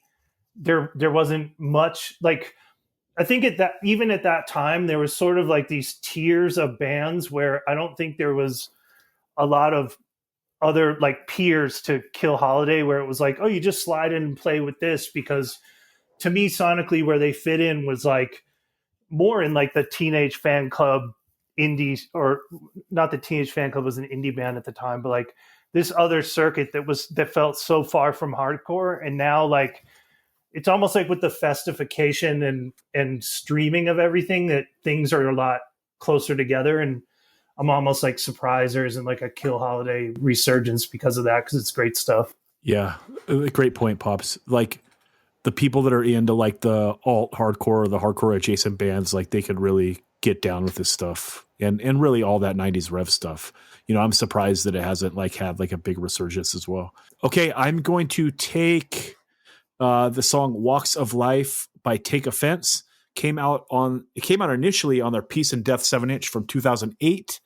It was also re-recorded on their 2011 LP Tables Will Turn. That is going to be the version on the playlist because Peace and Death is not on streaming. I'm choosing this because I think this is the first great Take Offense song. So they start, they're like your basic teenage fast hardcore band, played a lot of shows, and really, you know, in the time after When a Body Went Away, like how they were talking about, like there was a lull before Built to Last, like there was kind of a lull here, I think, too, right? And it sounds weird to say this now, but like that band PC Death Squad really was like a catalyst for a lot of things, like fortunately or unfortunately. But like they played shows in fun places and brought a lot of kids out, and they were kind of the one that influenced Take Offense. And Guzman was in that band too, who was kind of already, you know, probably in his early 20s, like a scene elder to all these teenagers. And so like they kind of went in that crossover direction. They did a split 7-inch with PC Death Squad. And then on this 7-inch Peace and Death, they kind of come into their own. And this song is so sick, dude. Like out the gate, like that first riff, you know what it is. And then like it comes in on kind of like a slow beat. And for them to be so young and to be not in a hurry to like get to the next part, it sounds like very mature for like what is like a hardcore punk this is kind of they're entering like their crossover stage. But everything about this is so sick. It picks up to a mid tempo. It's got great gang vocals. And then the solo on this is beautiful. It's pretty amazing to me because like, you know, when you're young, the years are a lot longer, you know? And so you think about like them putting out the 7-inch in 2008, when they re-record this song in 2011, like most bands, like that 3-year gap, they would like fuck up the song, right? Like they're tired of playing it or whatever. They got to try to like fancy it up, you know, but like it's almost exactly the same. And that kind of like just goes to show how dope it was in the first place. Their 2011 LP Tables Will Turn is probably the LP that people know them for the most. And dude, crossover like took off since then, right? Like Take Offense and Power Trip, like these were bands that kind of like pushed it forward and, you know, really paved the way for maybe a band like Mind Force that's around today, like just killing it. You know what I mean? So yeah, you got to give them their due. And if you ask me, this is where it all started. 2008, the Peace and Death 7-inch, and this song, Walks of Life. What do you think, Rob? Yeah, Greg is a prolific musician, prolific songwriter, very talented multi instrumentalist. And yeah, to your point, a re recorded version that just somehow sounds even better than the original, and it's not fucked up, is a testament to his vision as a musician. I think Take Offense came in at a really interesting time. It was like the mid 2000s, kind of the Overended Body, No Reply, Built to Last era. All these SoCal bands that were a lot of times playing in San Diego, um, you know, In Control, etc. That era had kind of started to end, and these guys came in, and they were like kind of the new wave of Chula Vista kids starting bands. And to me, I think this is a great song, but Power in Our Hands is absolutely my favorite Take Offense song. I think that's on their best record. Yeah, they pushed the envelope for crossover in a very tasteful way, much like Power Trip did, and opened the doors for a lot of people. There's direct lines to some of the stuff they've done, whether it's the early stuff or later stuff, to like Dispersed and Hereditary and Sumo, all this new wave of San Diego bands. Some of that stuff, is directly inspired by or at least adjacent to a scene that Take Offense helped kickstart again, right? And breathe new life into the Chula Vista scene, and a lot of bands came out of the South Bay because of what these guys started. So Take Offense is a very important band. I have them on my list as well. Very, very important band to San Diego. Yeah, and not just for the music, but like the heart of the scene like shifted, and they were doing a lot of shows in Chula Vista as well as bringing in like lots of national bands. So yeah, super sick. And then, when they started touring like basically full time, that was kind of another shift for the scene, right? It's like Take Offense had carried it on their back for several years, and like, oh, now they're off like on tour all the time. Like, what's going on? And then it kind of shifted over to Lemon Grove for a while with like a new crop of kids again. Dan, what's your take on this? Yeah, to piggyback off what you were just saying, Take Offense went around the world and sang out San Diego's name, all over, and gave people a new perspective on what San Diego sounded like. And this song in particular, it's my second favorite Take Offense song. I was gonna take, and I might still, I don't know how this is all gonna stack up, but I was gonna go T.O. Zone just because it's just so epic. And for me, normally I wouldn't like that vocal style that much, but I love it on that song. But the part of the song where it like after when it breaks and he goes like "Walks Alive," and then it goes into the part where it sounds so AF, the way he's singing with the backups going "Walks of Life." It sounds like, AF, crossover AF, like done perfectly. I mean, Take Offense get so much respect from me because of the longevity of their band. And like Zach said, they put on for many other bands and brought in lots of touring bands and would like support like their friends who they'd played with in their town. They would return the favor in San Diego and really make sure that the show would be really great for their friends' bands who were touring and coming through San Diego. And, they're all around and all legit, like great corpsmen. Yeah, it's not past tense either because Greg and Ricky still do a lot of the big shows around here. So much respect. I mean, I just want to add something. I mean, I think that what you both are saying about putting on for bands, I mean, that's that tradition that started so long ago, right? In the 80s and 90s, bands that went to tour brought other bands, helped put on bands, put locals on. Take Offense did that from day one. They would go out, pull it, give new bands a chance, bring in touring acts. They went on the road. I mean, those guys have a lot to be proud of. They did a lot for San Diego in the last 10, 15 years and still do, putting on shows. And that's one thing that I love so much about those guys is they never forgot how important it is to give new bands a chance and do your best to try to get, bigger bands to come through town. So they definitely are an important part of the San Diego legacy. Hell yeah. Okay, Pops, let's go to you for number 4. Okay, I'm gonna do this. This song is almost like known in skateboarding the way Big Star is known by normies from watching that '70s show. It's a song A Lot Less by Subsociety. There's a couple versions. There's one on the Iceman 7-inch, which has become pretty collectible in the past few years. But it's like if you were a late 80s watching VHS skate videos in the late 80s and you skated, you probably like Matt Hensley, and he skated to the song in Hocus Pocus in the H Street video. It's kind of weird. Like it's I guess I would call it pop punk, but it's not totally pop punk. A lot of their songs aren't in that sort of like simple 3-chordy way. Like even the song's main riff, it has like a pull off riff to it. It's not totally straightforward, but it is a pretty simple song. And it almost like, it actually sounds like a bit of an outlier for 1990 when it came out. Like it doesn't sound of the time.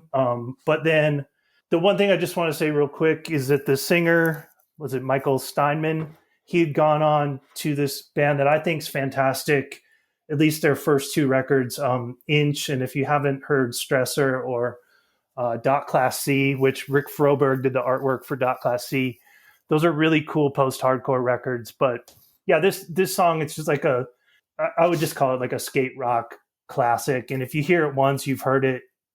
If you never heard it, as soon as you hear it, it's like in your head. It's just like one of those little, punky earworm songs. I love it. Rob, what do you think? I love this band. I love this song. Stymie, rest in peace, was really nice guy, very talented songwriter, really good vocalist. And Subsociety, like other San Diego bands, played all kinds of different shows. I saw them, play for like Chemical People and all, but then they would play with like Amenity and Hard Stance, or play with Soulside. I mean, they kind of played everything all over, open to all kinds of music. And this song is by far their greatest song. A lot of people were introduced, like Pop said, to the 8th Street videos, but locally it was just because they were playing punk and hardcore shows. This song in particular is just a perfect example of classic skate rock. I would give anything to see them one more time, which will never happen, but they were so great live, super fun, just great pop punk, kind of in the vein of like all Descendant style stuff, but very, very good band. Yeah, it's not on streaming, everyone, but we'll play it on the Patreon if we remember. And yeah, it's on the 7-inch called Iceman. You can try to track it down, but good luck. I think it's going for a fair amount of money now. Yeah, 5 copies starting at $150, and the median value has been $75. So this song, like I'd never heard of this band before Pops brought him up in the group chat, and it sounds like dated in like the best way, like where you hear it, it's like, oh, this is sick. And like, there is no way you could ever replicate this. Like a band could like sit in a studio for a year trying to like do this. And it's like, nope, it'll never happen again, dude. It's just is a time and a place. And like, everyone that listens to this pod is like a pretty extreme music lover, I think. And so like, you just got to appreciate when like you come across songs like that are just like, damn, this is something. So there's that. Okay, let's go to you, Rob, for your number 4. The flag is soaked in bullshit and lies in the decrement of a million dead. Welcome to America. You have the right to be beaten. I'm going with Struggle, Red, White, and You. While I don't think Struggle is by any means JP's best band, I prefer The Locust and Swing Kids and stuff like that. I do feel Struggle is very important to San Diego. Again, another band, basement shows, DIY artwork, hand screened shirts themselves, playing in basements and backyards, and, created an entire movement of politics in San Diego. Did a split 7-inch with Undertow. I mean, this band is very important to San Diego, and I do think they deserve to be on this list for what they brought. I think aesthetically, politically, lyrically, and musically, they did a lot in the early '90s and were very influential to us as a band. I mean, shared a band member at one point. So, but I do think that sometimes they get overlooked because people kind of go more for the Locust or Swing Kids when it comes to kind of the JP era bands. But during this era, but I think Struggle's importance cannot be understated for San Diego at this time. Again, much like Amenity and Heroin, there was visionary aesthetics.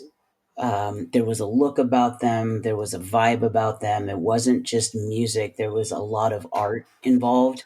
And it definitely was kind of DC, like a heavier, DC kind of vibe. Probably not 1.5, but maybe just before that to them. And I think they had a very good slant to their music. I don't know. There's a lot of things I can say. I don't want this to run too long because I know we have other things to talk about, but I do think Struggle is very important to San Diego and they deserve to be on this list. What do you think, Dan? This was my first experience with a band that was so. This is right as I'm getting into I'm listening to lots of punk, but this is my first Chase show ever was Struggle's last show, and this is the first band that was slapping me in the face with upfront politics, and I didn't even necessarily. I went along with my soon-to-be girlfriend and her then boyfriend at the time to this show, and I was floored by this is taking the transition from being someone who listens to lots of pop punk and lots of 77 punk and stuff like that, and then going into this kind of space and seeing this raw, not just them, but especially them, the raw politics and the way Rob said, "Welcome to America, you have the right to be beaten."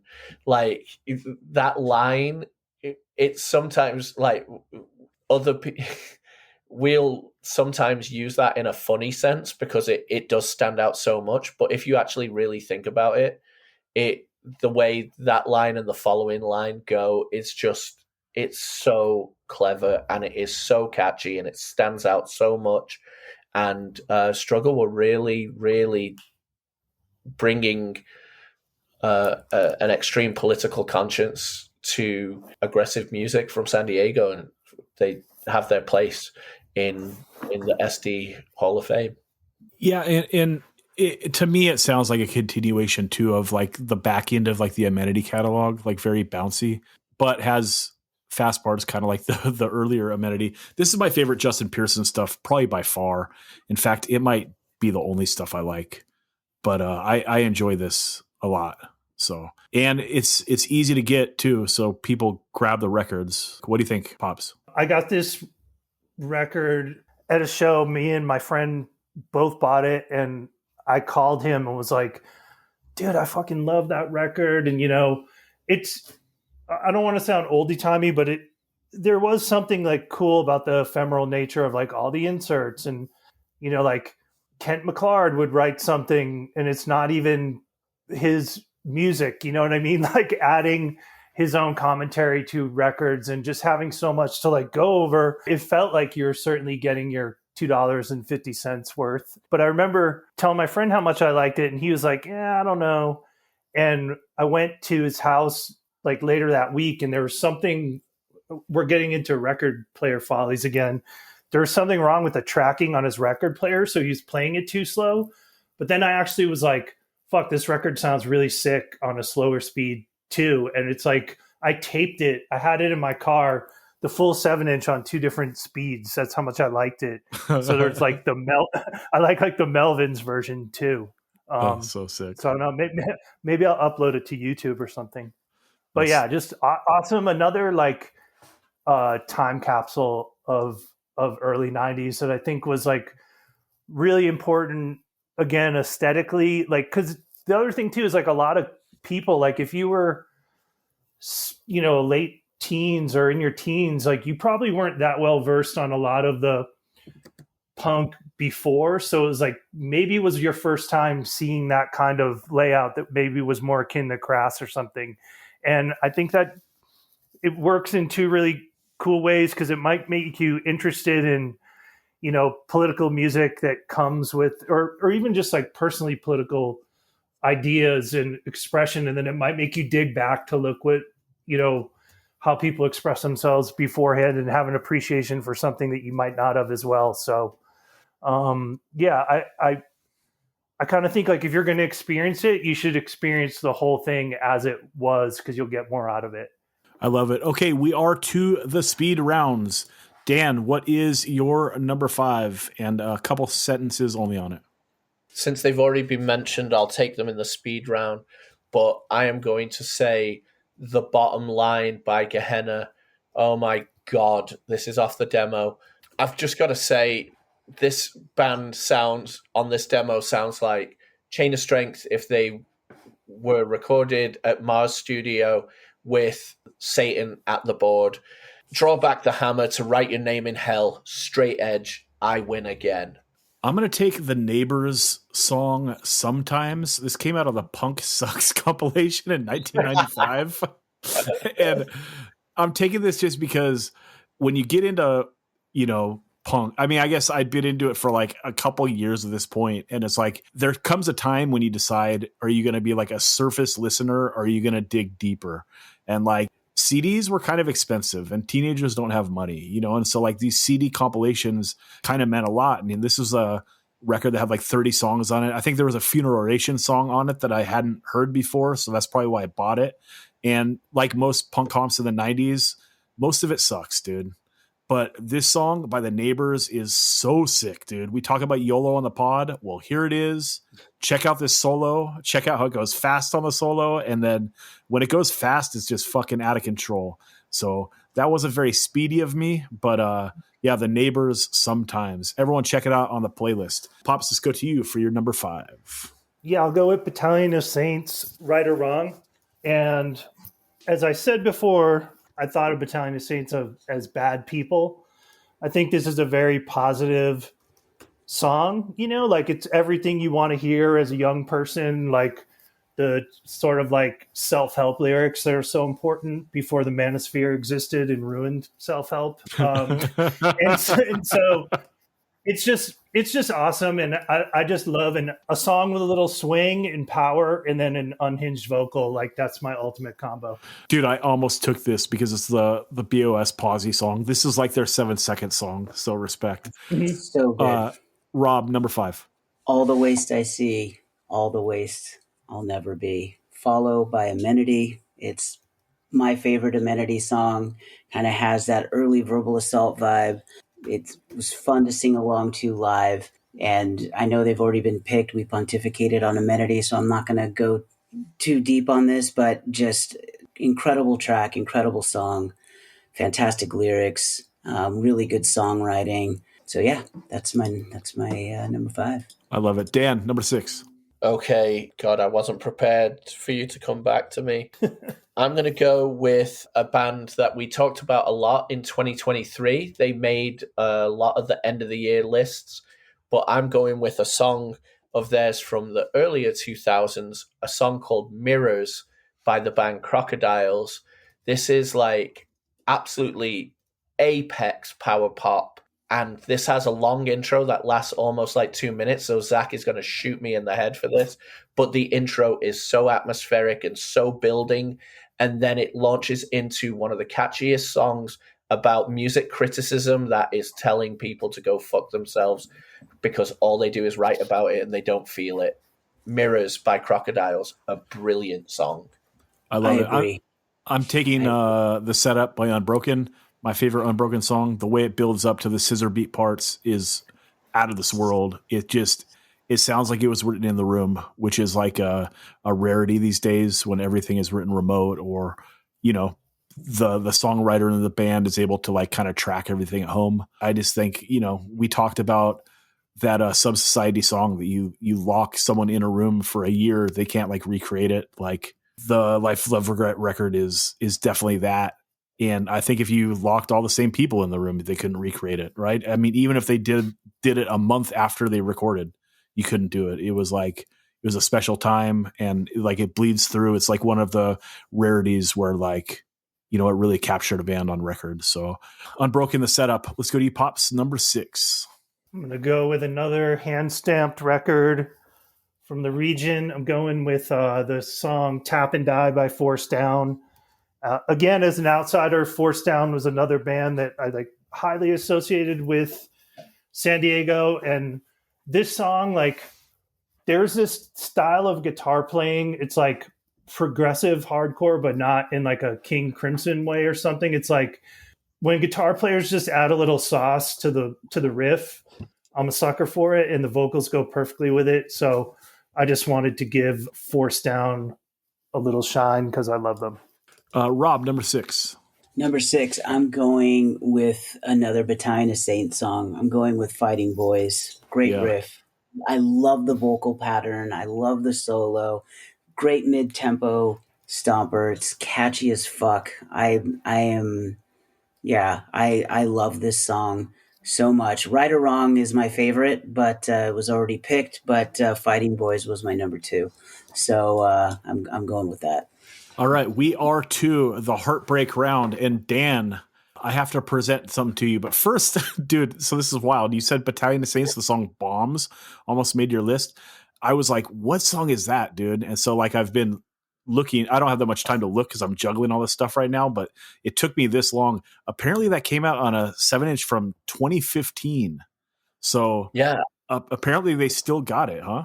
That song is so good. Like, check it out. It's really good. I can't wait to hear it. I was like, what? But yeah, they got their whole discography up online. So that's super sick. Okay.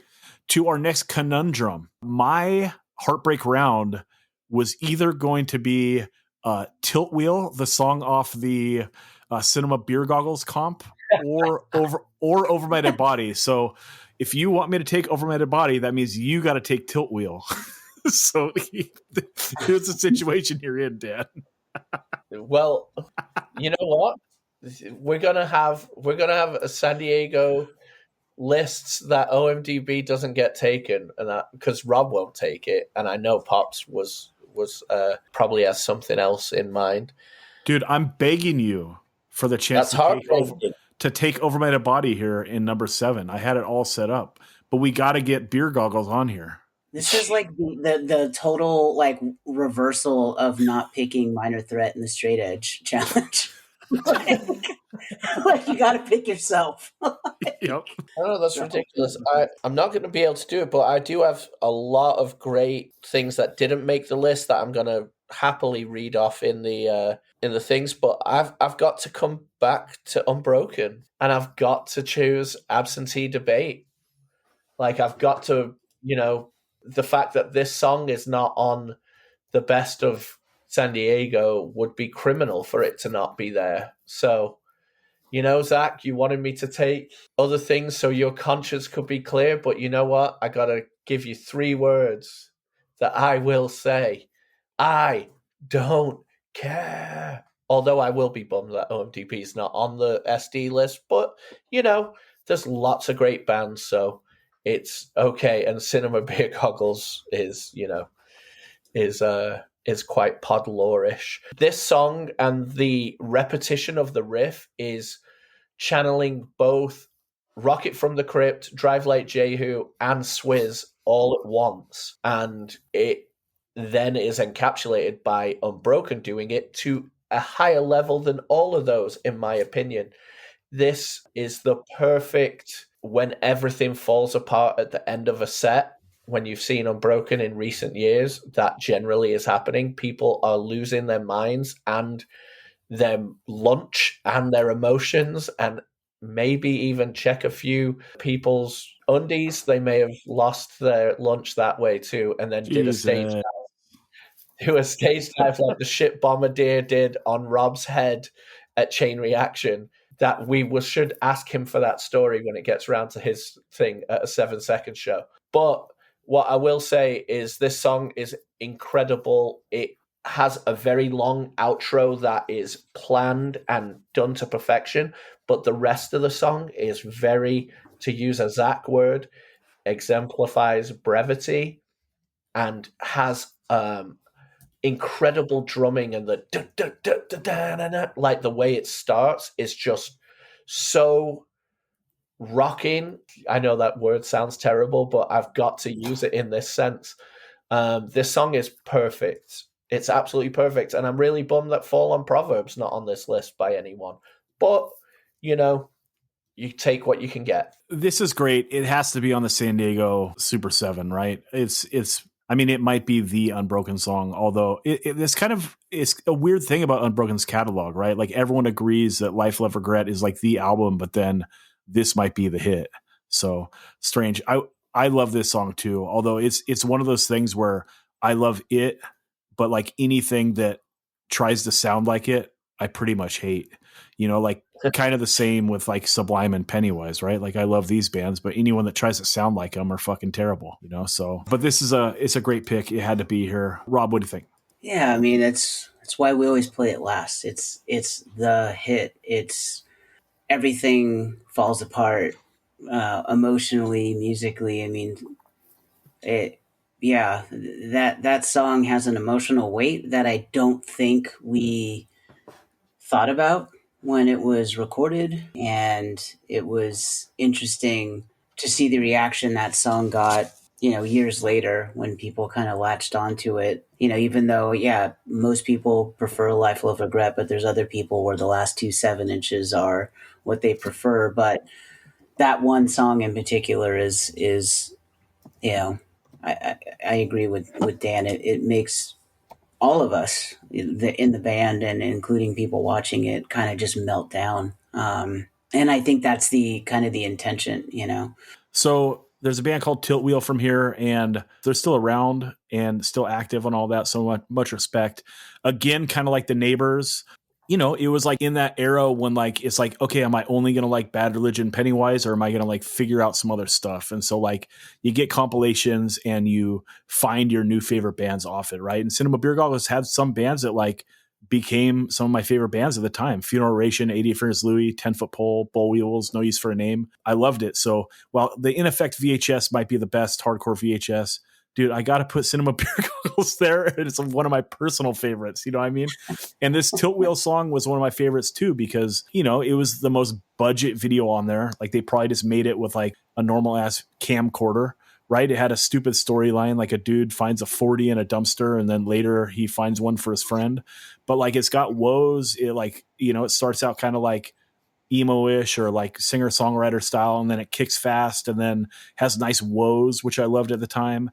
And all that. And then also the very first punk show that I ever booked was Friday, October 4th, 1996. And that was Tilt Wheel, FAY, My Band Against All Odds, Last Chance, Old Todd Jones Band, and a band called Unknown Truth, also a Jones band with him on drums. So yeah, like very important. But I'll tell you what, Tilt Wheel no-showed, dude. So I'm not taking them. I'm taking Over My Dead Body, Be There. So that is my choice. It's the Over My Dead Body 7 Seconds-esque song. Really, No Runner 7-inch, very good, especially side A. You pull anything off that. There's the Nazi Fight song. There's like the Straight Edge Anthem. And there's Be There, which is the 7 Secondsy one. It's what I'm taking. Dan, don't cry. You never know-showed a show that I booked. So much respect. What do you think? You made the list. All right. How do you feel? Oh, I feel like Susan Lucci finally won her Emmy. Good. The great thing about this song is it's a song about friendship wrote by 2 friends who are still best friends to this day. Rob and I wrote this song. The When I Saw You part was written by Rob because he was channeling Lost by Morrissey and bringing that into this. And it's really cool that you say, you know, because it was intentionally, we need to do something very 7 seconds-ish. So it does have a line in it that I cringe to this day, which I put as a placeholder and then never replaced, and it's just in there, is you are the definition of friendship and unity. It was like the placeholder line that just got recorded. And, you know, people don't notice that it's cheesy as much as the person who wrote it, like my skin crawls at that. But other than that, I love the fact that people had throughout our time would pile on each other to sing along to this song, and those are some of the best times of my entire life. Yeah, it's a really fun song. I love how it just goes right in super fast and then just breaks down into classic mosh beat. Super fun. I mean, the way this song came about too is we were writing the EP, and Aaron and I were talking about writing music, and when we were starting to put stuff together for the 7-inch, and I said, "Oh, one of the things that I like to do is see if I can write a song with one riff the entire way through, but change change the tempo, or you know, and so that's what Be There is. It is literally one set of chords played over and over, and even the mosh part is the same riff played. So it's one riff played the entire way through, just at different speeds. And after it was done and we kind of demoed it at the practice space, he was like, "Holy shit, you can actually do that." He was tripped out by it, and I think Daniel's delivery is fantastic on it. It's like was made for singing along and made for fun and pile-ons. And I love this song. This will always be one of my favorite OMDB songs. Had he never heard Young Till I Die? I mean, a semi-famous song that also does that. So it has one riff the whole way through. Exactly. Yeah.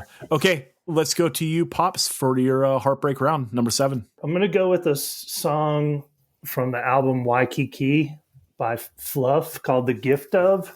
It actually has a riff it's more grungy, but it's actually kind of a similar pattern to Plenty for All by Hot Snakes. But Fluff is like another band that had that like skate connection due to Otis Bartholomew. But I think they're like they have a lot of like up-tempo, more generically like Husker Du sounding songs, but they kind of do some interesting tunings, and they're just like a great underrated band, and I wanted to put them in there. I love it. Dan, what do you think? Yeah, so, I mean, we've just touched on a few different San Diego singers that are gone too soon, and it is tragic. And O being gone is too soon.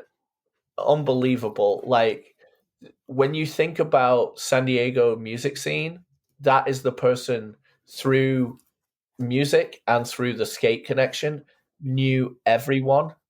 Now, when I first started going to shows and Fluff were on the shows, I'd be like, "Oh my God, this band is playing forever. I am so sick of this," And then through my time going to shows like year after year after year, I started to really appreciate them a lot more. And also just loved seeing him at shows and having a chat with him all the time, because it's one of the nicest people and one of the best, like, knowledgeable, really cool San Diego stalwarts. Like, I mean, if you think in San Diego music Rushmore of like actual people, he'd definitely be one of them. Hell yeah. Rob, what do you think? Yeah, I agree. He was a prolific person in San Diego, from photography, skating, music, just was everywhere all at once. I mean, you would go, sometimes I'd go to a couple different shows in one night, and you would see him. He'd be at the Shea taking photos, then you'd see him later that night at the Casbah taking photos. I mean, he was just everywhere, always taking photos, supporting new bands, catching up with old bands. That aside, yes, Fluff is a great band, very much in that Mission of Burma, Husker Du, early Husker Du vibe, even kind of jawbreakery. They were great live, super loud, super fun. Yeah, they would play a long time, sometimes a good 45 minutes, sometimes I remember. But that being said, I mean, they were great and absolutely critical to kind of that like punk, post-punk adjacent stuff that was like starting to go on with like, Jehu and Rocket and that early Cargo rounds of bands.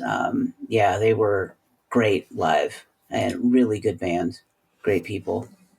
All right, Rob, let's go to you for the final pick of the night. A lot of choices. Some bands haven't been picked, but I'm probably going to save them for my honorables. I would be remiss if I didn't pick another Zeros track, because to me this is quintessential 70s punk, especially very early days of Ground Zero stuff. So I'm going with Beat Your Heart Out. Again, we talked a lot about them earlier. I don't want to go too much more into it, but to me, this was always my favorite Zero song. I love how catchy it is. It gives that kind of New York Dolls, Ramones. And this song was kind of written before that the band fully developed. And that's what's so interesting to me, is that they couldn't really channel the Ramones because the Ramones weren't really doing anything. So it was probably more like, MC5, New York Dolls, maybe Johnny Thunders kind of stuff going on. But it was, I don't know. I love this song. I love how catchy it is. To me, this is perfect apex 70s punk, this song. Yeah, this is the other side of the song that I picked. I love this song too. So the Wild Weekend song is kind of like the song that kicks ass. And then this one is like early catchy rock and roll. Like it's very melodic and poppy, and it's great. It's like the perfect B-side for the other one. So I love this. This is a great pick. Okay, Dan, we will give you longer than 30 seconds, even though you're coming at me aggressively in the chat room. But we'll let it slide. It's San Diego. Let it rip, dude. Honorable mentions. Okay. Identity Crisis by Klickitat Ikatawi. Ditch Digger and Savoir Faire by Rocket from the Crypt. Do You Compute, Drive Like Jehu, Fall on Proverb, Unbroken, Impel, Amenity, The Straw That Broke the Camel's Back, Run for Your Fucking Life, Woodmaker and 83% by Gehenna, You Can't Fuck With the Kids by Find 'Em and Kill Him, I Wanna Kill Tonight, Crocodiles. Now this song I'm really surprised didn't make my 7. 43 Seconds by Swing Kids. Just another kid on the beat. That song is so good.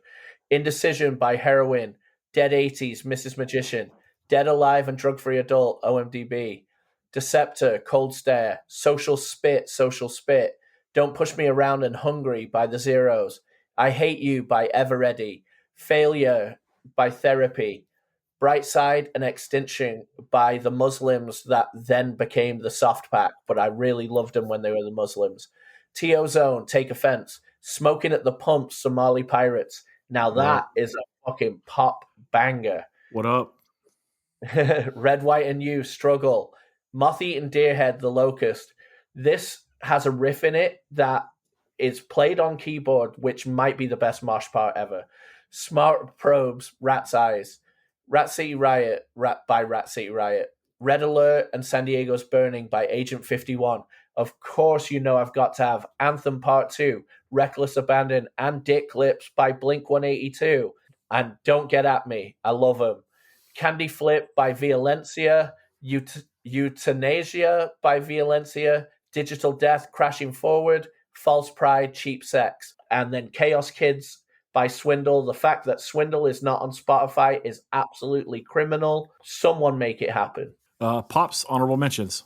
Sure, I'll go with a band I sent a little slander towards earlier. I'll go Rocket from the Crypt, Short Lip Fuser and French Guy, as well as Sturdy Wrist, Pitchfork, Burn Pigs Burn, and Thin Ice, End of the Line, Burning Down, and Trapped. Anything from Blood Lake you can find, just jam all the Candle material you could find. I mentioned Inch earlier, that Space Horse, I think it's a cassette and a 12-inch EP.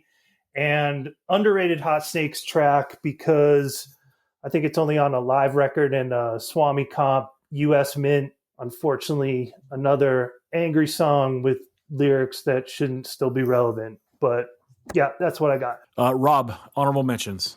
Yeah, I just got a few. Jehu, Do You Compute, Crocodiles, Sunday, Find 'Em and Kill 'Em, 60-Second Class Reunion, Take Offense, Power in Our Hands, and Force Down, Fucking Texas. That's what I have for my honorable mentions.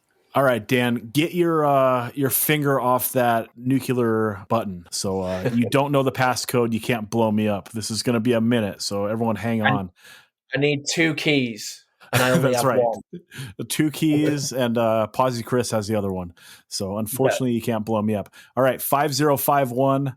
The song El Salvador. What's up? Old school San Diego. Abstain. Bleeding Through Your Eyes. Agonista. Gray and Dry. All Beat Up. Shattered Man. Amenity. Breathe. The Autistics. 15 Minutes. Bayonet. Death Acceptance. Bent Blue. Commodified Existence. Big Attitude. Pray for Me. The Cardiac Kids. Get Out. Claude Coma and the IVs. Be a Bum. Respect. Cold Path. Hard Look. Cold Stare. Away From Me.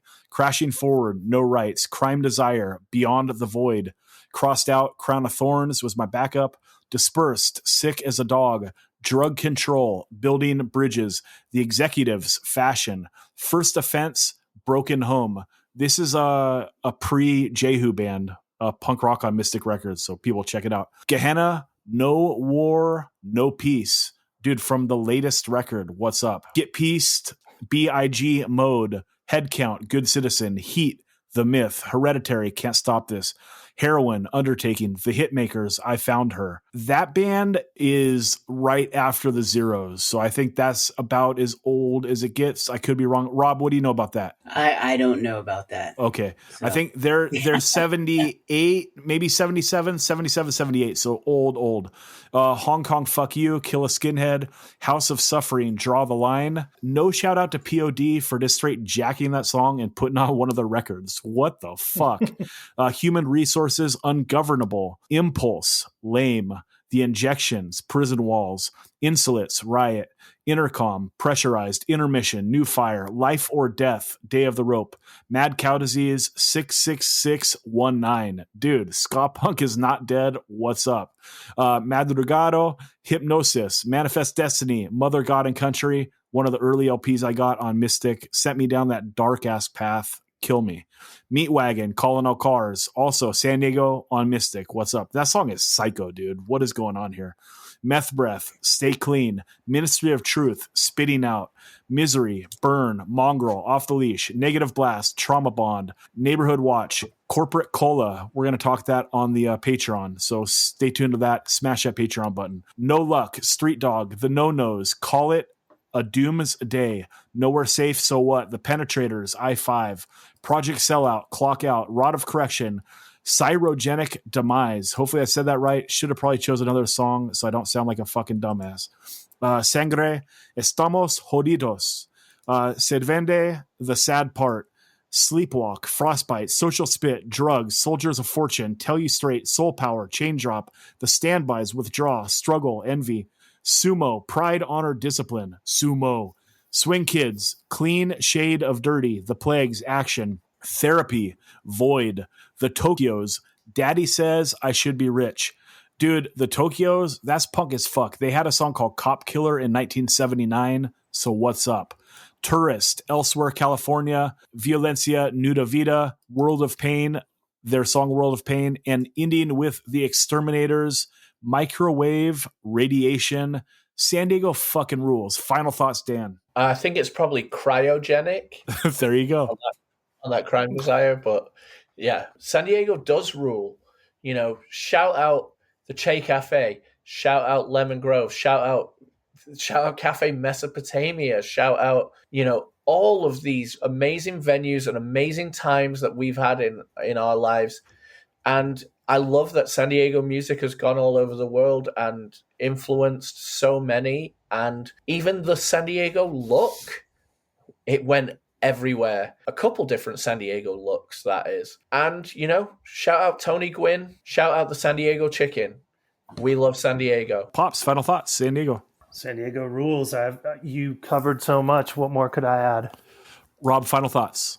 You know, your list, you know, hearing some of those names, and, you know, some of them I plan on talking about on the Patreon, you know, bands like, you know, The Executives, you know, and things like that, Neighborhood Watch, and just really cool to hear this laundry list of stuff that started back in, you know, mid to late 70s, and hearing bands that are of the now, you know, the venues of, you know, Print Shop, Shea, and the Sewers, all these other spots.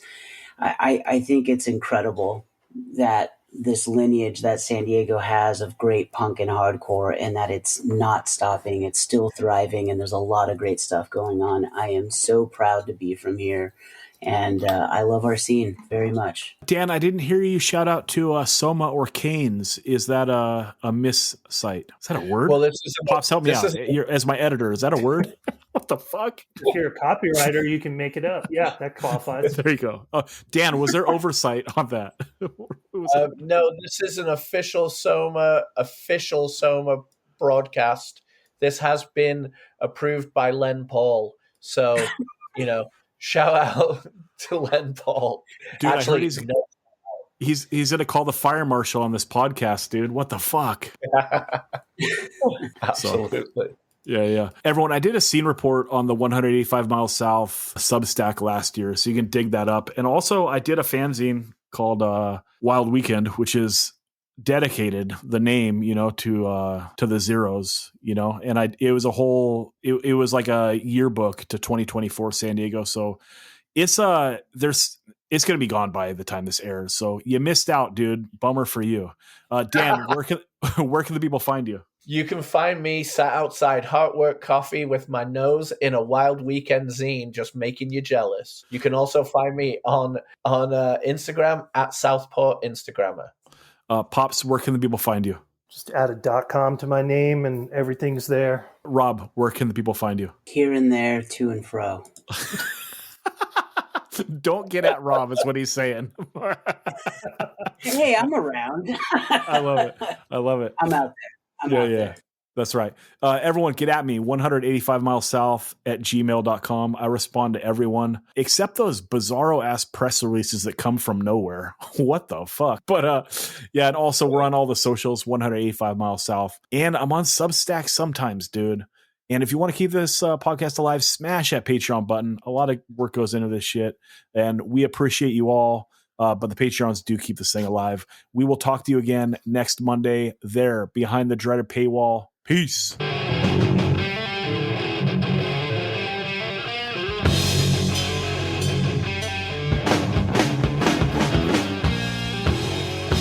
Brothers and sisters, never draw the line. We can forget about the problems of fraud. But in my country, we have problems of our own. Gangs, crack, racism, and many people don't have hope. I know it's probably not affecting you in the troubled times that we live. But you don't know the future, so you better take time to give. Who's gonna draw the line? We're gonna draw the line. Who's gonna draw the line? We're gonna draw the line. Together, in any endeavor, forever and ever. You might be thinking, I can't do a thing. But look at me, I help when I sing.